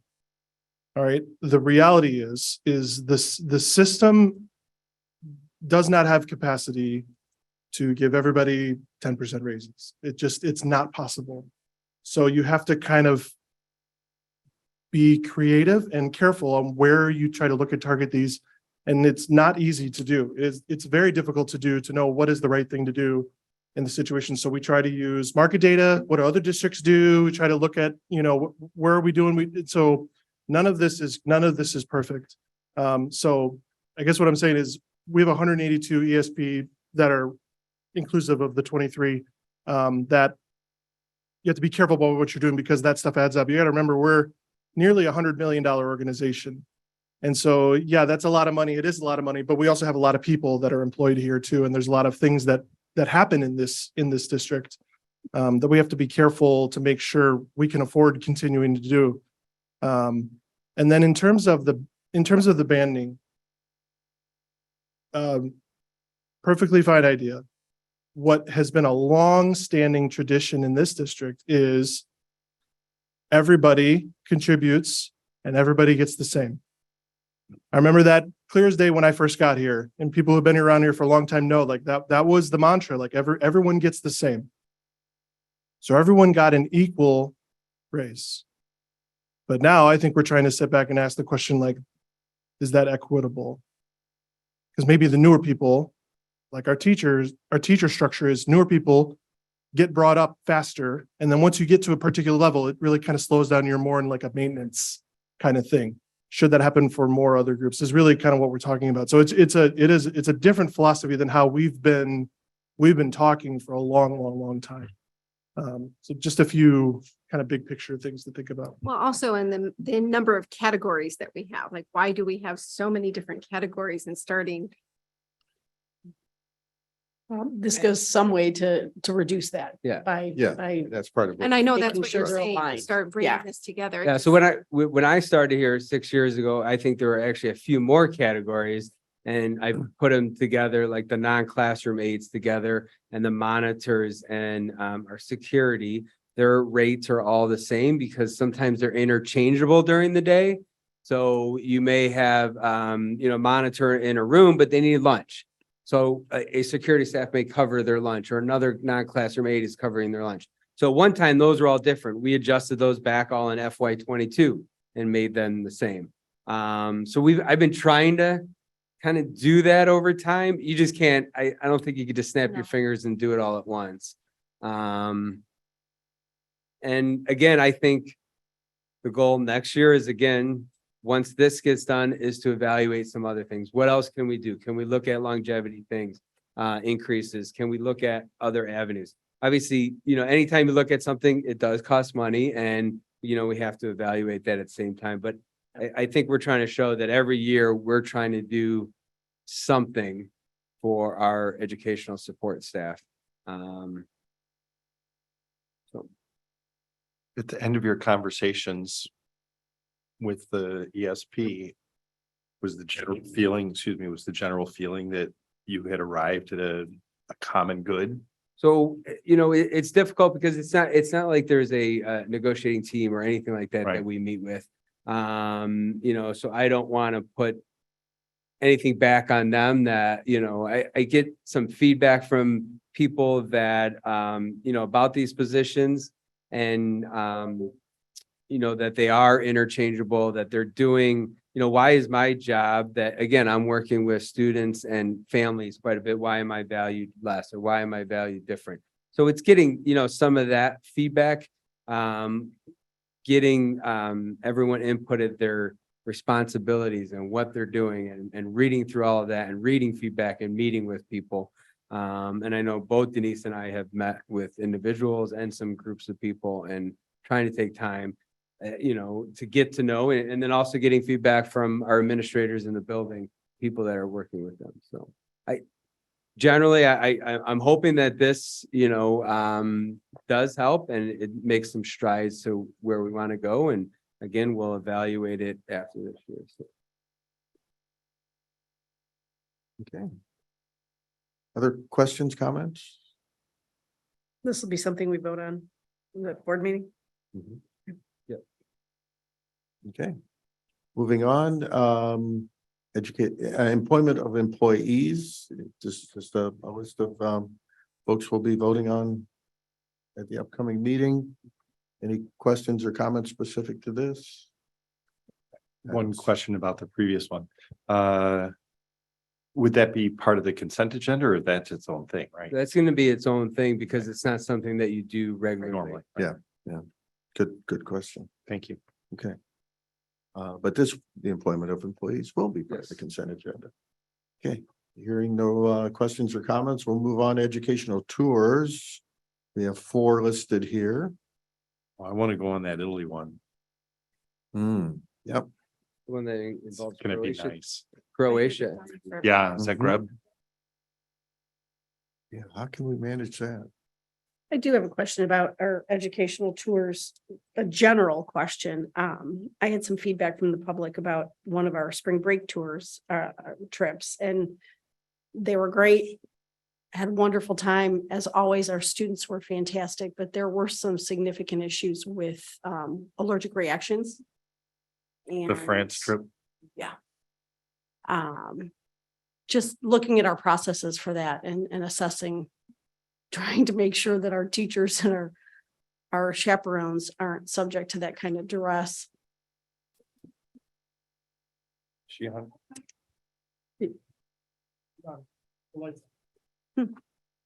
Testing. Try again. Did you green So light it? we have, Yeah, it's, we have a form that the parents complete. Michelle is very good about monitoring like all of that. And so when they leave on the trip, they have all of that information.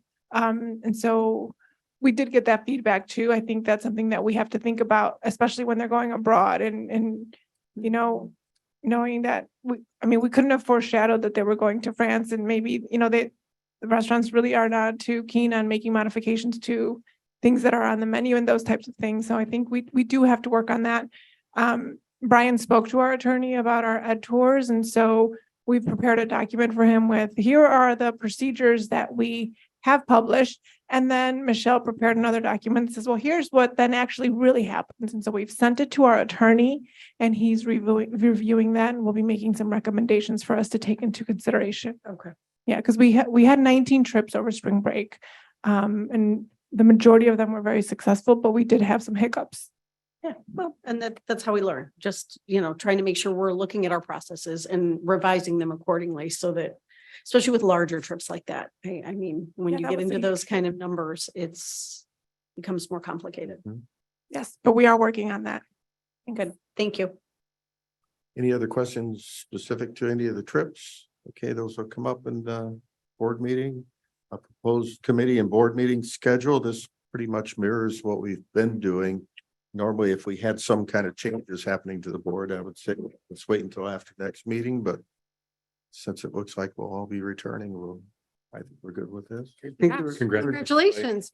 Yes. All I needed was one vote. And I think there was one thing I on, needed one. I voted for her, I so she voted got for the her. one. Voted for We're done. Lisa out there. Yes, so thank you. We all. Likewise. But Brian, were you okay. gonna I talk think- about, the one change Yeah, that the- needs to be made? yeah, the April 22nd was the beginning of Passover. Oh, okay. So we could either move it to the 29th, or we could move it to the Tuesday. So Tuesday's not gonna work because we do celebrate the Okay. second night Tuesday's- of the holiday as well, Okay. but the 29th would work out great. The other change that we did make that's different from this year's calendar is in the January dates, because we have that return from the winter break. And we had our meeting on that first Monday night back. That was a challenge for us to get all the materials ready and everything. So we did shift the dates in the January meetings, also to align with the Ed Red dinner that several of you have been Right. attending. Which we always come back and do later, but might as well do it up front. Yeah. Okay. So what will be in the packet for the board to approve will be the new one with those adjustments. So that makes sense. Everyone good with that? I forgot Lisa was out there and Yeah, online thanks with us. Lisa for the. Sorry, I didn't mean to cut you off. No, not at all. Hi, I'm out here. Okay, so that looks like we'll see that adjusted for the board meeting. Board reflections and insights from the retreat. Again, Lisa and I want to thank everyone for giving the responses that you did for the follow-up survey, and we'll be sharing those results. She and I haven't had a chance to look at them and make our own analysis. But we did want to offer an opportunity for the board if there were any insights or anything. It was an open meeting, but I think that anytime we get together and talk about our leadership and what we can do to improve our leadership, it's an opportunity for us to share some highlights of that with our community.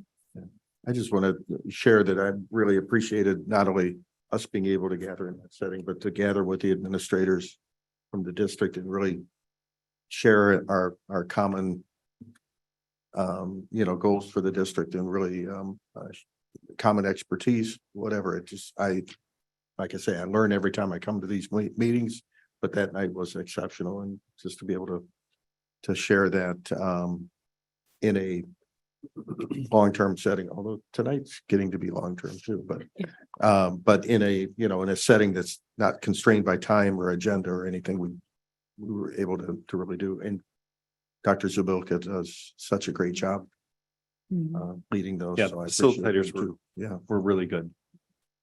Helpful. Anything else? Agreed.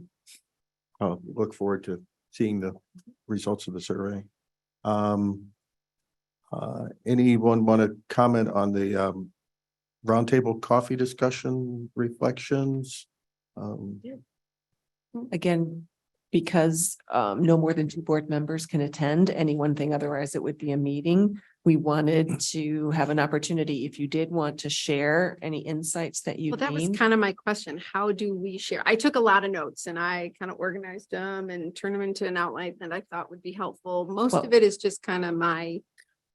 So Right. what is the best way to be sharing what we heard? Right now, verbally, if you were to type up your notes and share them, those would be FOIA-able. And so I think it's difficult when you're an individual board member at an individual event to share your written notes, because then they become a document from the board. So I think what we're doing right now is trying to model how, when we each attend individual events, we can report out, and you can send some things that you'd like, but as soon as you put some of those things in writing, they do become a board artifact, and that's okay. I just want you to know that that would be, it goes beyond your personal notes, and it then becomes something you're submitting to the board as an artifact from that I meeting. mean, I'm looking at the clock and I don't want to do Yeah, that tonight. So I wouldn't, absolutely. I know we've talked a lot tonight and I don't want to do that. So I know we have 2 more coming up. So maybe we make sure our agenda leaves us plenty of time to share and come up with some common themes and. We can include the additional meetings and give some time to think about how you want to share it. Now is the time to talk about that, because I can't go to either of those. I'd love to go to both, but I'm going to be gone for both. Either of what? The next ones? The next I think I'm on May 4th. May 4th. Okay, great. Is there one in April, like this week? April 27th. Okay. So I can reshare the dates and I did that this morning. I think everyone had that in their inbox. So now I think you're actually on the calendar for the 27th. Yep, I know I picked April. I wasn't sure which exact date. I reshared the dates. I don't know if I had access to what you guys had already picked. I just wanted to send a friendly reminder. So that people So knew. April 27th at LHS, Sonal is signed up. And May 4th at Fernando Hills High School, Casey is signed up. So there is room for 1 more at each of those events if someone else would like to add on. But certainly if your work schedule does not accommodate, that's very understandable. Yeah, I'm looking into trying to do my schedule for the 4th. Great. But if we could have, if we could set aside in future agenda to make sure that the rest of our agenda might not be so packed, that we can have some, a good amount of time to discuss. Since we haven't even gotten to F and F yet. Yeah, I know. we still have another meeting to go to. No. Okay, all right, so we'll leave that at that. Future agenda items, you can review what's on the list here. We have a number of things coming up for April and May. Unless somebody has something earth shattering on that. Okay, I'm going to recommend that we adjourn the Program and Personnel Committee meeting. Couple minute break for Facilities and Finance. Just get up and stretch a bit. So meeting adjourned. Thank you. Program and Personnel Committee meeting adjourned. Currently on break. Facilities and Finance Committee meeting up next.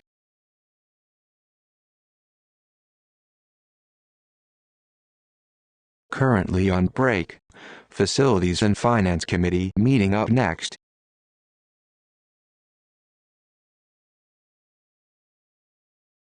Currently on break. Facilities and Finance Committee meeting up next.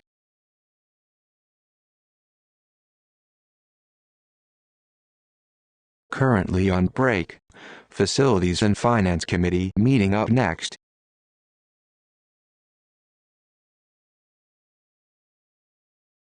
Currently on break. Facilities and Finance Committee meeting up next.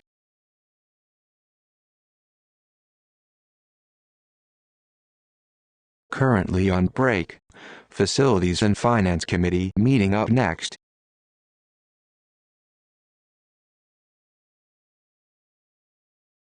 Currently on break. Facilities and Finance Committee meeting up next.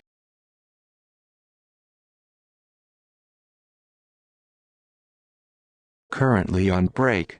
Facilities and Finance Committee meeting up next.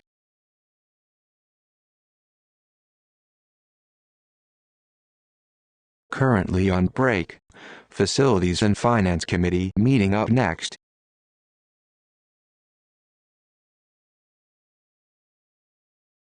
Currently on break. Facilities and Finance Committee meeting up next.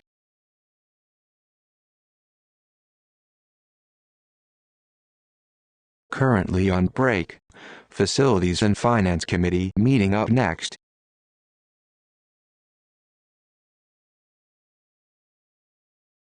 Currently on break. Facilities and Finance Committee meeting up next.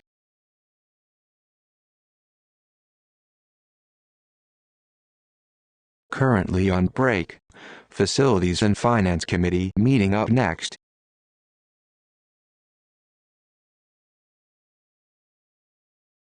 Currently on break. Facilities and Finance Committee meeting up next.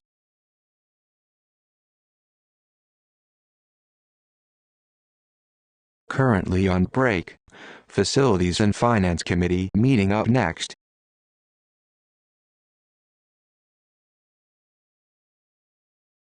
Currently on break. Facilities and Finance Committee meeting up next.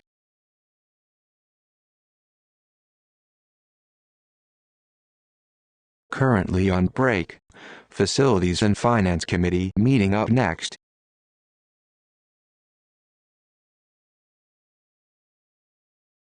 Currently on break. Facilities and Finance Committee meeting up next.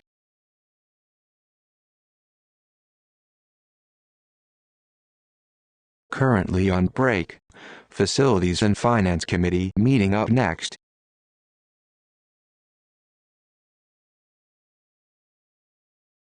Currently on break. Facilities and Finance Committee meeting up next.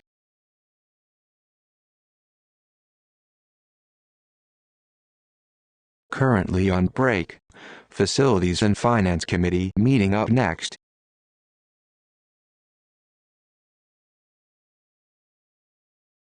Currently on break. Facilities and Finance Committee meeting up next.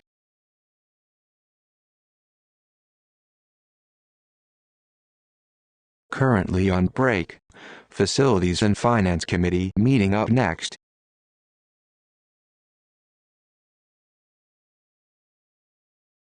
Currently on break. Facilities and Finance Committee meeting up next.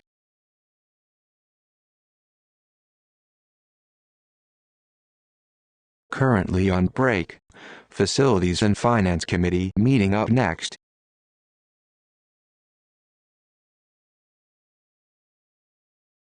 Currently on break. Facilities and Finance Committee meeting up next.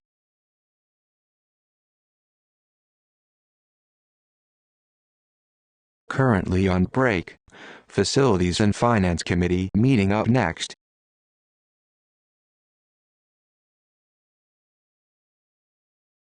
Currently on break. Facilities and Finance Committee meeting up next.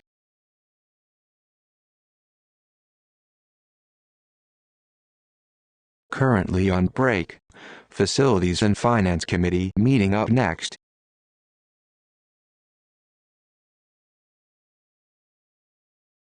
Currently on break. Facilities and Finance Committee meeting up next.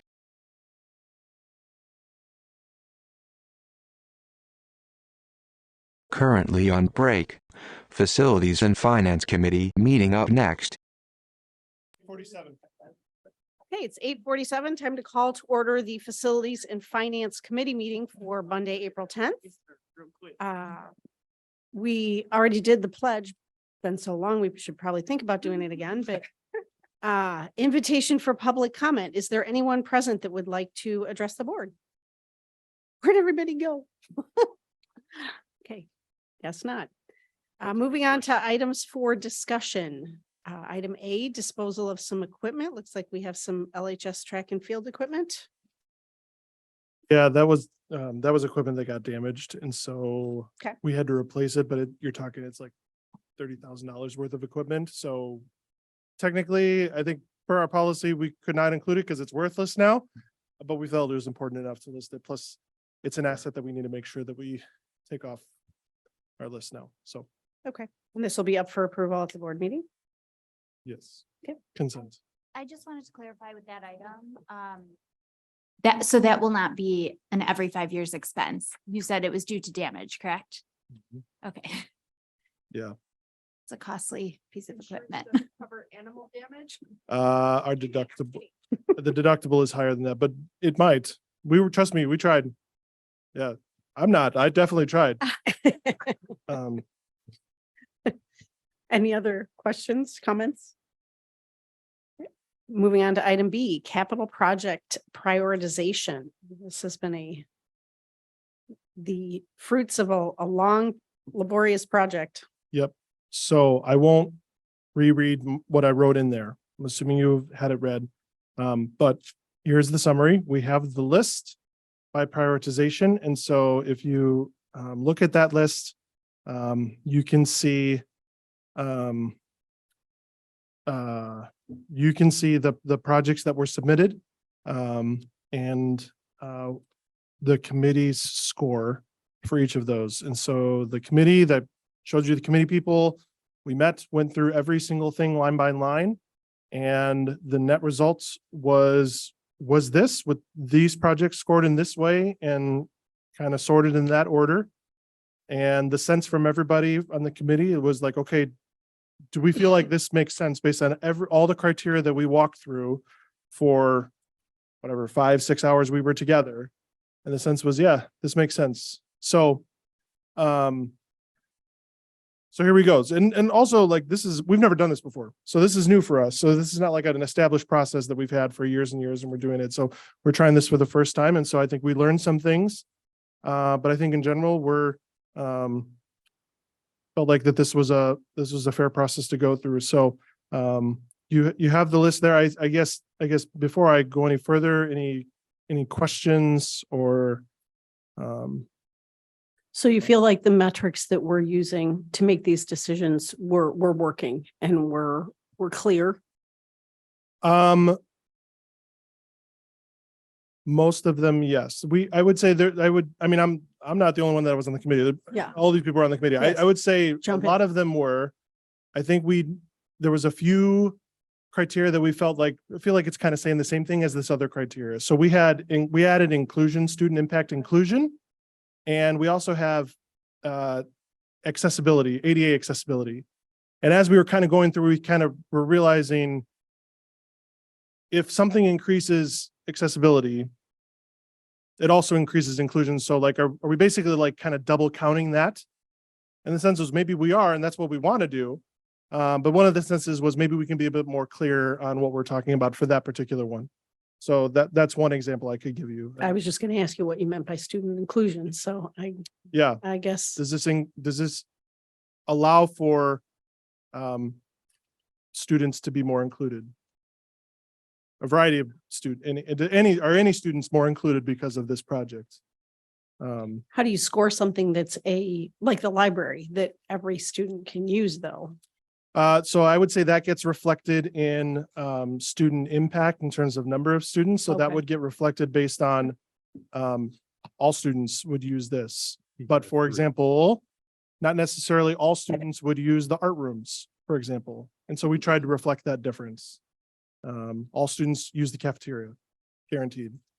Not all students are probably going to use, pick another thing on that list. So, and I gave you access to that information for you to kind of see kind of where the committee landed on some of those things. So I appreciate that. I Mhm. appreciate the backup data on that. You know, as someone sitting on the committee, you know, we would go through each, you know, one individually, not be comparing it to other ones. We would be going off of the information given to us, the reasons given to us, we would score it. In the end, when we then looked at the total scores, we're like, it actually kind of made sense, the order that they fell. And again, that was not like, oh, what did I score on this one over here? I want this one to be more. It was looking at each one individually and scoring it. And then in the end, you kind of looked at it and said, yes, this seemed to work itself out. But there, yeah, I think there are some things that criteria that maybe just needs to be adjusted, but for the most part, it was a step in the right direction, a good direction. Yeah. Me, when I looked at the priority list, but I did have one question as I was going through it, when I was looking, not for now, just in the future, as you are thinking about how this committee is working, since we're always talking about the same thing, we might all have the same lens. Would it be helpful to have some other perceptions of what other people might think is a priority, a different priority when coming up with these projects? People who are working in the buildings, I don't think it would have changed the scores, but at least it offers a different lens. I think we talk about these projects all the time. We kind of have what we think is not a priority. I don't know. I'm throwing it out there. That was my one question when I was thinking that maybe it would be helpful to have different lenses and how that might change the total scoring. Do not Tom and John both sit on this committee? So They submitted several applications for it, so they did not. So they don't sit on the committee at all. Okay. Well, they sit on DLT that generates ideas Processes, for all of right. these. Yeah. Okay. But part of this process, they intentionally didn't want to be part of the committee, just to like let it be. I think the intention was to let it be a little bit more independent, rather than. I'm guessing here, but rather than maybe a principal trying to advocate that their buildings project should be, you know, and rather than another buildings, I think they were trying to like let it be independent. Yeah, That's what I would guess. But the input came from the buildings when they submitted it. So it Yeah. wasn't just Tom submitting it or John, but it was working Right. with the department chairs of the teachers and submitting it. And then they also scored it and gave their They did. score, and then we scored it, and, you know, looking at their criteria and their score. And then that's when we made So that's actually what I was trying to kind of indicate, is that because Tom and John submitted requests, so to speak, with those scores, to me, it seems like it passed through the building lens, people who were actually in the building. So I took that as, you know, they interpreted what they had heard and experienced and seen amongst all building stakeholders and put it through. Right. There are many voices Yeah. in each of those applications. Represented, right? Yeah, I didn't understand that or read it that way. So that makes more sense. And more to your question in terms of just like other voices and having other perspectives, I think that's a great idea. I think our process was intentional to try to mitigate even some bias perhaps, and that's why we tried to have a standard set of criteria to walk through, meaning it doesn't matter that I think any particular project is, I have to look at that specific criteria and weigh that criteria, like, you know, I mean, rate that descriptor against the criteria that we set and how significant that is. And I think the significance is going to be, for some things, is going to be subjective. We had a lot of times we're like, is this a 1 or a 2? Like, this feels more like a 1. This feels more like a 2. But I would say, I'd be honest, I think as the committee, there was a handful of the times that we had to say, okay, well, then we're just voting, because almost all the time it was unanimous. Everybody was like, yep, I think that's a 3, or I think that's a 2. It was a pretty consistent process. But yeah, adding more voices to something like that is great. And that's why, like, hopefully the criteria we have will give you a consistent result, as long as we help make sure people are aligning to the criteria. Right. I have a couple questions. Yeah. So first one on the list, 35 cafeteria. So that seems like that's a go, right? Nowhere on the list does it indicate price. So let's say that's a $2 million project. So that might be the budget for that summer. So that pushes bathrooms and LST down on the list. Right? I mean, what are we spending? $4 million a summer or something like that? Yeah, so there's an attachment in there to give you a sense. So even this prioritization is one part of a bigger process. And so the step we were at is prioritizing them irregardless of cost. Don't let the more expensive thing or the cheaper thing be a higher priority. Like, get it against the criteria that we value. Now, the next step is for us to put timing and cost data associated with this to get a sense of like how long are some of these projects.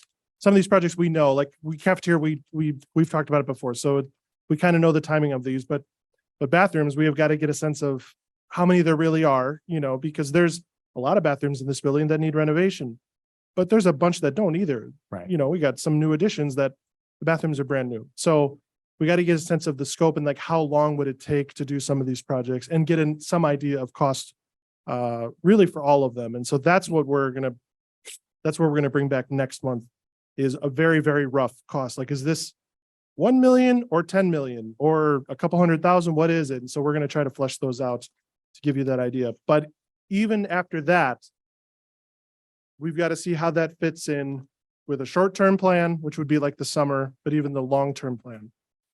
Because this is the third category. Like, we've got health and safety, which is first, asset preservation, which is second, and then this category. And so we've got to look at all of them together. And, I'll go back to what I presented. It was over a year ago now, but our long-term capital plan, elephant in the room, is there is not enough. We do not have enough existing money right now to do all these projects on the list. It's just not, it's not mathematically possible with the resources we have.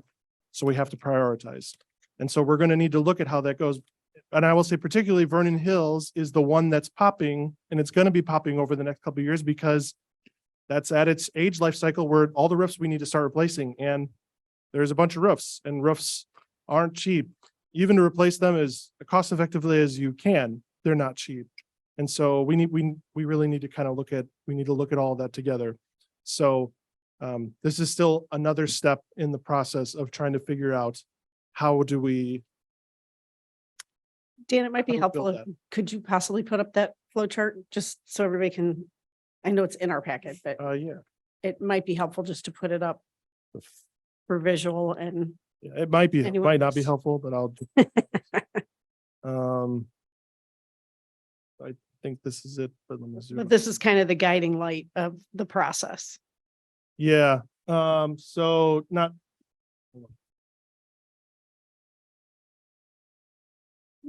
Basically, this is visually what you were just saying. You don't have to repeat it all. I'm just. Yeah, kind of trying to so put this really we're out there for if, public. if it's a health safety issue or it's asset preservation, it goes to Mark to kind of get on a schedule and look at all those things. And then the next phase is we go to the capital prioritization process, which is we have the results of that process now. Now we need to go back add timing and cost data to these things and then develop short-term and long-term plans. When we say short-term, we're basically talking about what's the summer list, and long-term is what is the stuff that's going to be beyond the summer list that will require. So we are not talking about fitting everything within $4 million a year. We're talking about, we have some core stuff that will fit in $4 million a year. Some of this stuff will be one time in addition to that, like a capital project thing. So you're talking the cafeteria is going to be several $1 million to do. That's going to be a capital project, just like the transition pathways renovation was a separate project. It'll be like that. Or the pool renovation. Yes, absolutely. Yeah, sorry. Yeah, the whole bunch that I could list off for you they're kind of separate capital projects that are different than the annual, I guess what I would say annual capital in terms of just trying to keep everything going. So this list is based on need and impact. And then we'll have to figure out capacity to accomplish them. And maybe some of the ones that are slightly lower on the list, but a very low cost, it could be, and very low, small time frame might be pushed up because we can sneak it in here. We have a capacity here, but the larger ones, we might have to wait. Yeah. Till we have the capacity to do it, whether it's timing in the building, financially to support it, that kind of thing. Yeah, like just to flesh out the cafeteria, you can't do that in a summer. It's going to be 1.5 to 2 years to do that. Well, you still have to serve lunch. So like getting some of those logistics figured out is going to be important so that we can, minimally disrupt our services as we can. Yeah, like the parking lot. Yes. We do the parking lot. Yeah. We gotta have it done in the summer. Yes, or as we've been successful so far of getting parking lots done. I will say the COVID pandemic really helped in terms of giving us a lot of extra time when we did the Vernon Hills, because that was a much delayed project, but you're not in the building. That was. I was talking about the new permeable one that we're gonna put in back here. That's gonna be a big. Might take a project. couple an years option. to plan, but we can get it. Yeah. Right. I do have a question about under system improvement, health and safety. So health and safety, not the health and safety on your flow chart, but health and safety within the projects. Whose health? How big does that go? And let me go ahead and tell you why I'm asking the question, because I super want solar panels up on that roof. And so when I look through it and I see, oh, my pet project's number 7 on the list, and I start to cry a little. And then I go through and I'm like, well, how can health and safety get a 1 for a solar project? That doesn't make any sense to me. And then I listened to our group tonight talk about how they got grant money to put solar panels to drive the pump for the fountain. And the reason that they got that grant money is because they argued successfully to the Green Schools people that any reduction of energy on the grid means less coal is being burned somewhere. And that coal dramatically affects the population that surrounds that power plant. So when I saw health and safety, I'm like, well, is it just talking about the people in this building? Not to mention, and I don't want to be the crazy environmentalist here, but climate change is real, and anything that municipalities, schools, people can do to mitigate that effect is a huge health concern. So the envelope I'm asking, how big is that? Are we just looking at inside the building? Or is it bigger than that? I would like to Anybody find, I was can answer not the only that. person on this committee. Yeah, anybody can answer that. But I would say, what would you say was one of the best well-written proposals? Dan's. I believe the idea, so when we were walking through this process, actually, the health and safety came from the board when we were looking through, here's the criteria that we think we want. Is there something that's missing? And it was proposed like, hey, maybe is there a connection to health and safety? Not necessarily that this is a health and safety issue, but there's a connection to it. And so for us, the idea is this connected either directly or tertiary to a serious safety hazard or a potential serious safety hazard? So like the cafeteria, I think a lot of them scored pretty low in the sense of like, it's not really. The bathrooms, I think, had some connection because they're not necessarily right now, but there's a connection to that. So yeah, I guess. Well, I guess the other thing is if they were a significant life and safety, they would be on the other category. Right. We have a whole nother category Right. for things that the ROE or top other diamond. people might be saying, no, this is something that would impact student or staff health. Right. And I think we carried that more discreet definition over to this project. That would be, I think, one area where we realized, even though we had rubric and criteria, we need to refine some of those so that people also writing the application have an even more clear sense of what do we mean by health and safety when we ask that question. Yeah, because I to be honest, I thought of it as, our responsibility is the people in these buildings, and that is the first priority for health and safety. Not that it's not important that we aren't good, village partners, township partners, et cetera, and be concerned about the health and safety of our village residents and our township residents. But at the end of the day, our first priority is the people in these buildings. And if it's something that affects their health and safety of using these buildings every day, that will, in my mind, always take a priority. So. Yeah, that's what triggered. I mean, I immediately went to the life safety things that we typically discuss within a school district of, that the walkthrough that we, people do all the time and identifying those things. And while this is not, we do have that life safety list separate from this. I was sort of interpreting this as something being somewhat connected to that, but not a direct life safety risk that was identified, but could be, ancillary. But I see your point. That's, But I you think can we draw that did- conclusion. Right, easily. we did have the criteria about, would this be energy efficient, so. Yeah, I a saw whole that. Separate one, this scored the It got a highest. 3 for that. Yes, it did.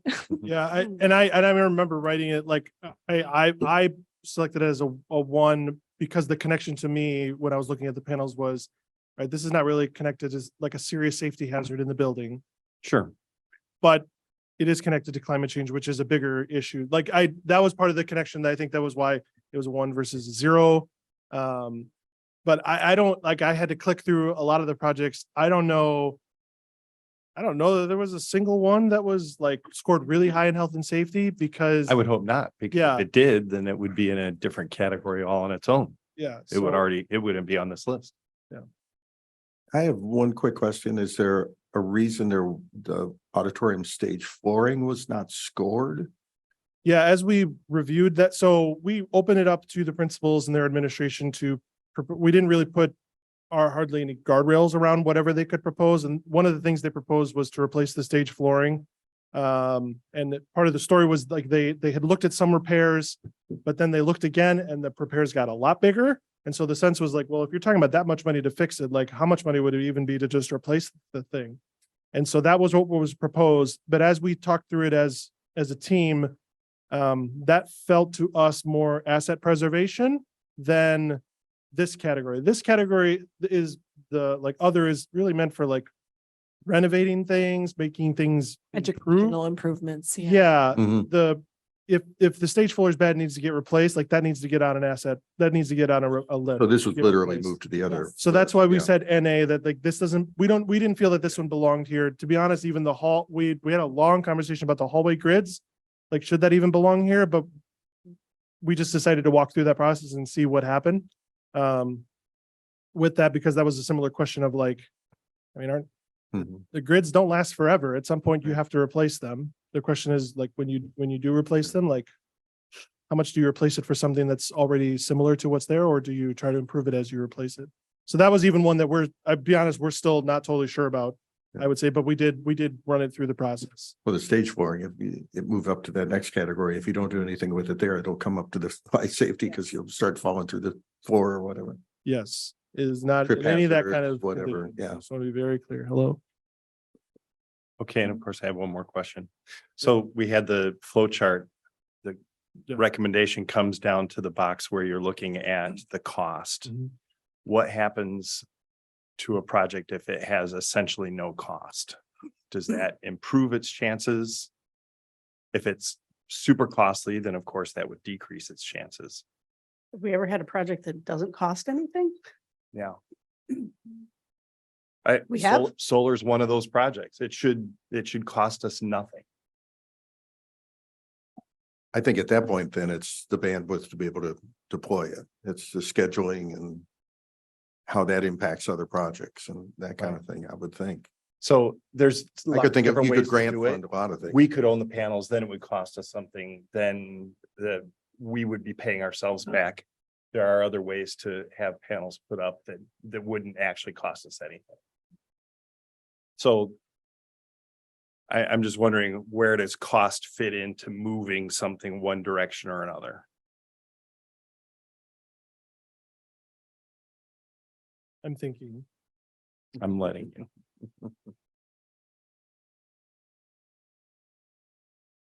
And you also don't have to have an answer right now. Like, we're still working this process out, so. Let me try, and if you don't like it, just tell me.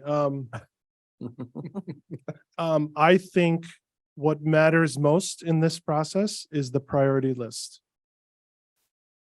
And so we wouldn't want to go one by one. We did not have a criteria in here that said, just because our process did not account for, is this a low cost thing, right? Or is this a high cost thing? Like, we did not account for that Right. in the priority. So my gut would tell me to be faithful to this process. I would want to follow this priority list and go. And so, stay true to the, and that's me like just trying to think through consistently. And trust me, I'm a very stubborn process person. So if I'm staying with the process to me would say, I'm going through all those other ones first. But if we realize, wow, maybe this is something worth looking at, then maybe we need to look at it. There's a lot of like, there's all kinds of reasons that projects get moved up lists for a variety of reasons. So we haven't really lived through that yet. So can I say I don't like the answer? I would argue that the cafeteria is the first one. So if we stuck strictly to that, and I'm sort of being facetious here, Dan. If we stuck strictly to that, that means we can't do anything else on the project until we can raise enough money to finish that first project. So I'm being a little facetious, a little sarcastic, but I think there's there's ways we could find grant funding maybe for another project, even. We look at haven't it. gone through the entire flow chart yet, though. Yeah. We have to Right. get the. Exactly, How long exactly. does this So that's the process next take? step. How long, how much does this cost? So now we have a priority number associated. We need to let the rest of the process work out before we can really look at, okay, maybe this, the parking lot's going to take a year or two, depending on, working with various government Getting agencies. permits, that kind of thing. So while that may have a higher priority number, it may come after a project, with a lower priority number because of the timing. So I'm, because this is our first go round with this, I'm eager to let the process play out. Yeah. and- Oh, I trust the and get process data. too. Yeah. And the reason why I say that is because if the opposite was true, I wouldn't want that to impede that.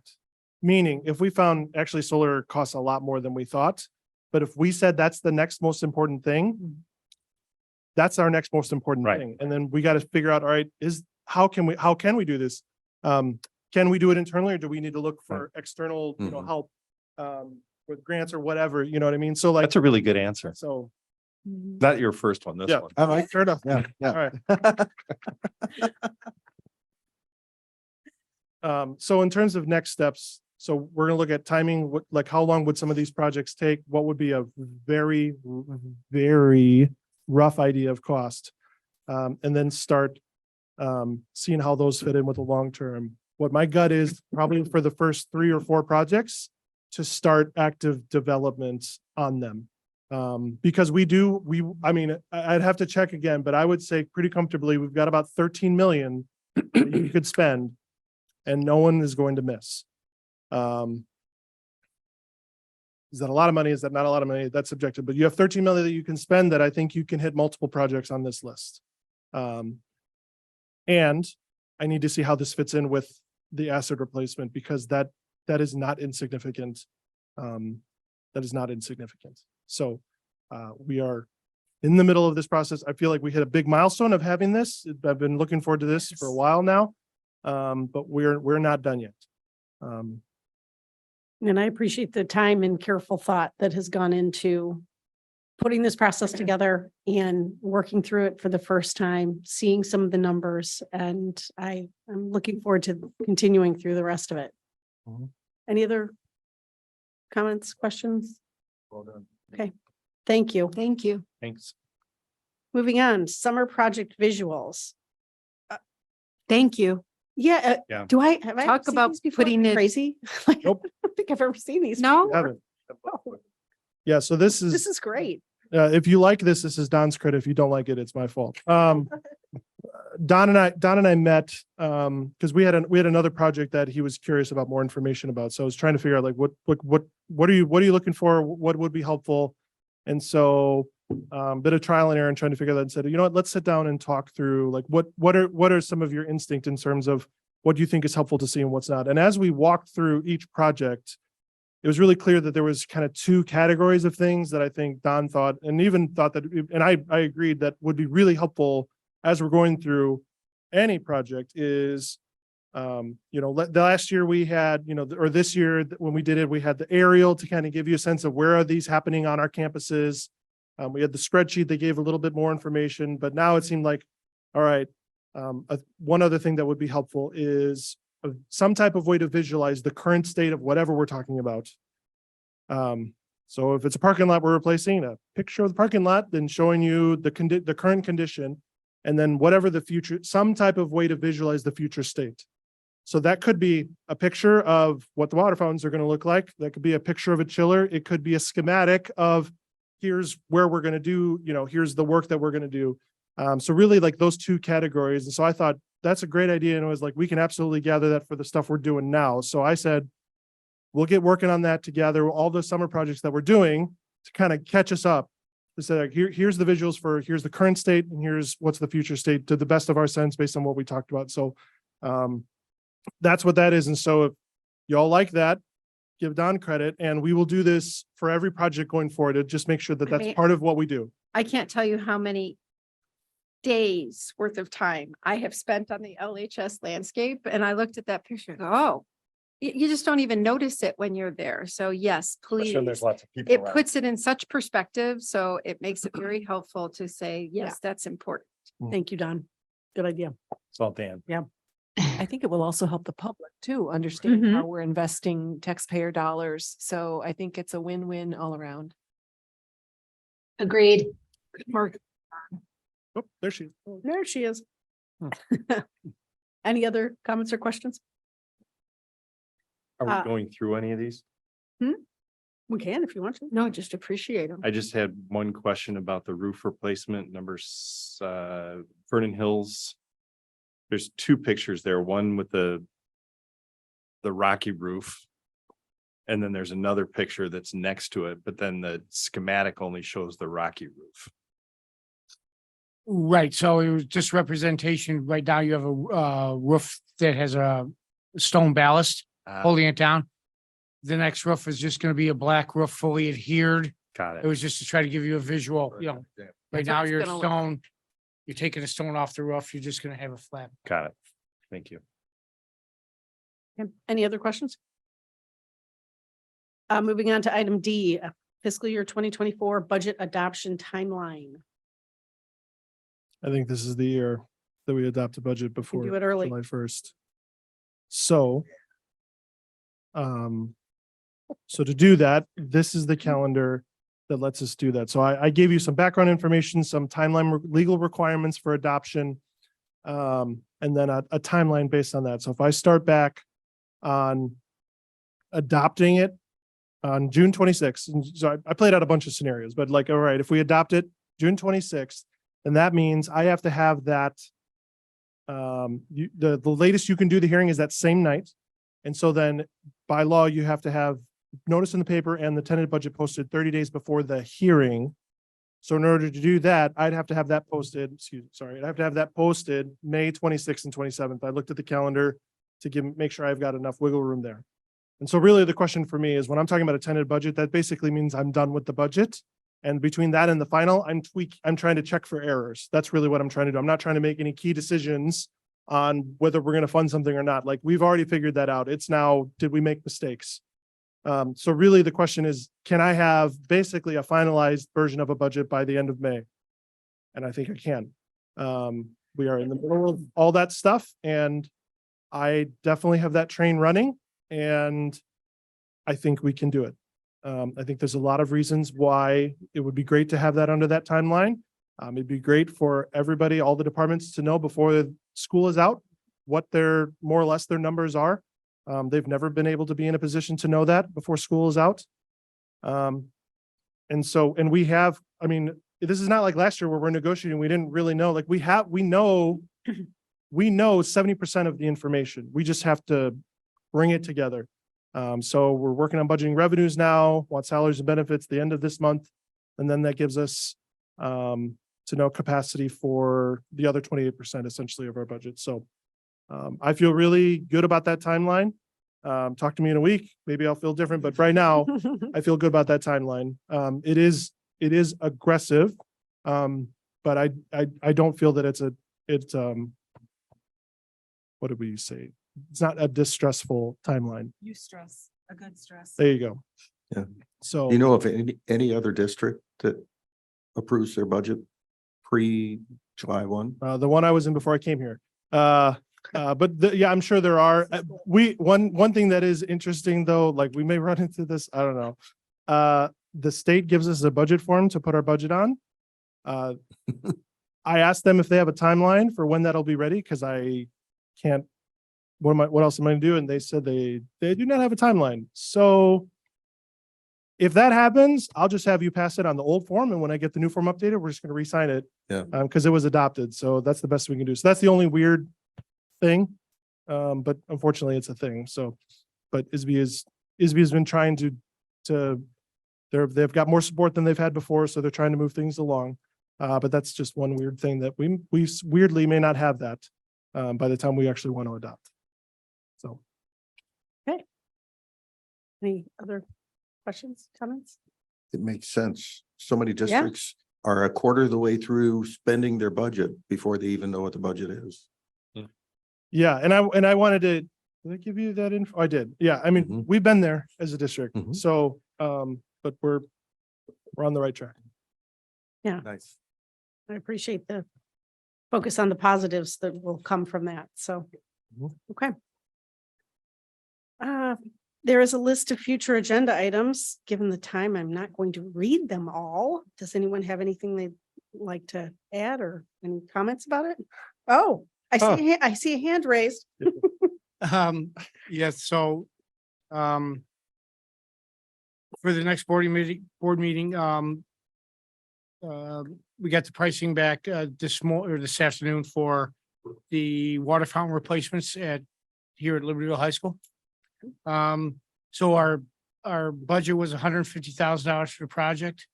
Our bid came back to replace it to 6 locations and an optional one on a second floor hallway. Swap that one out. Low bid was $92,800.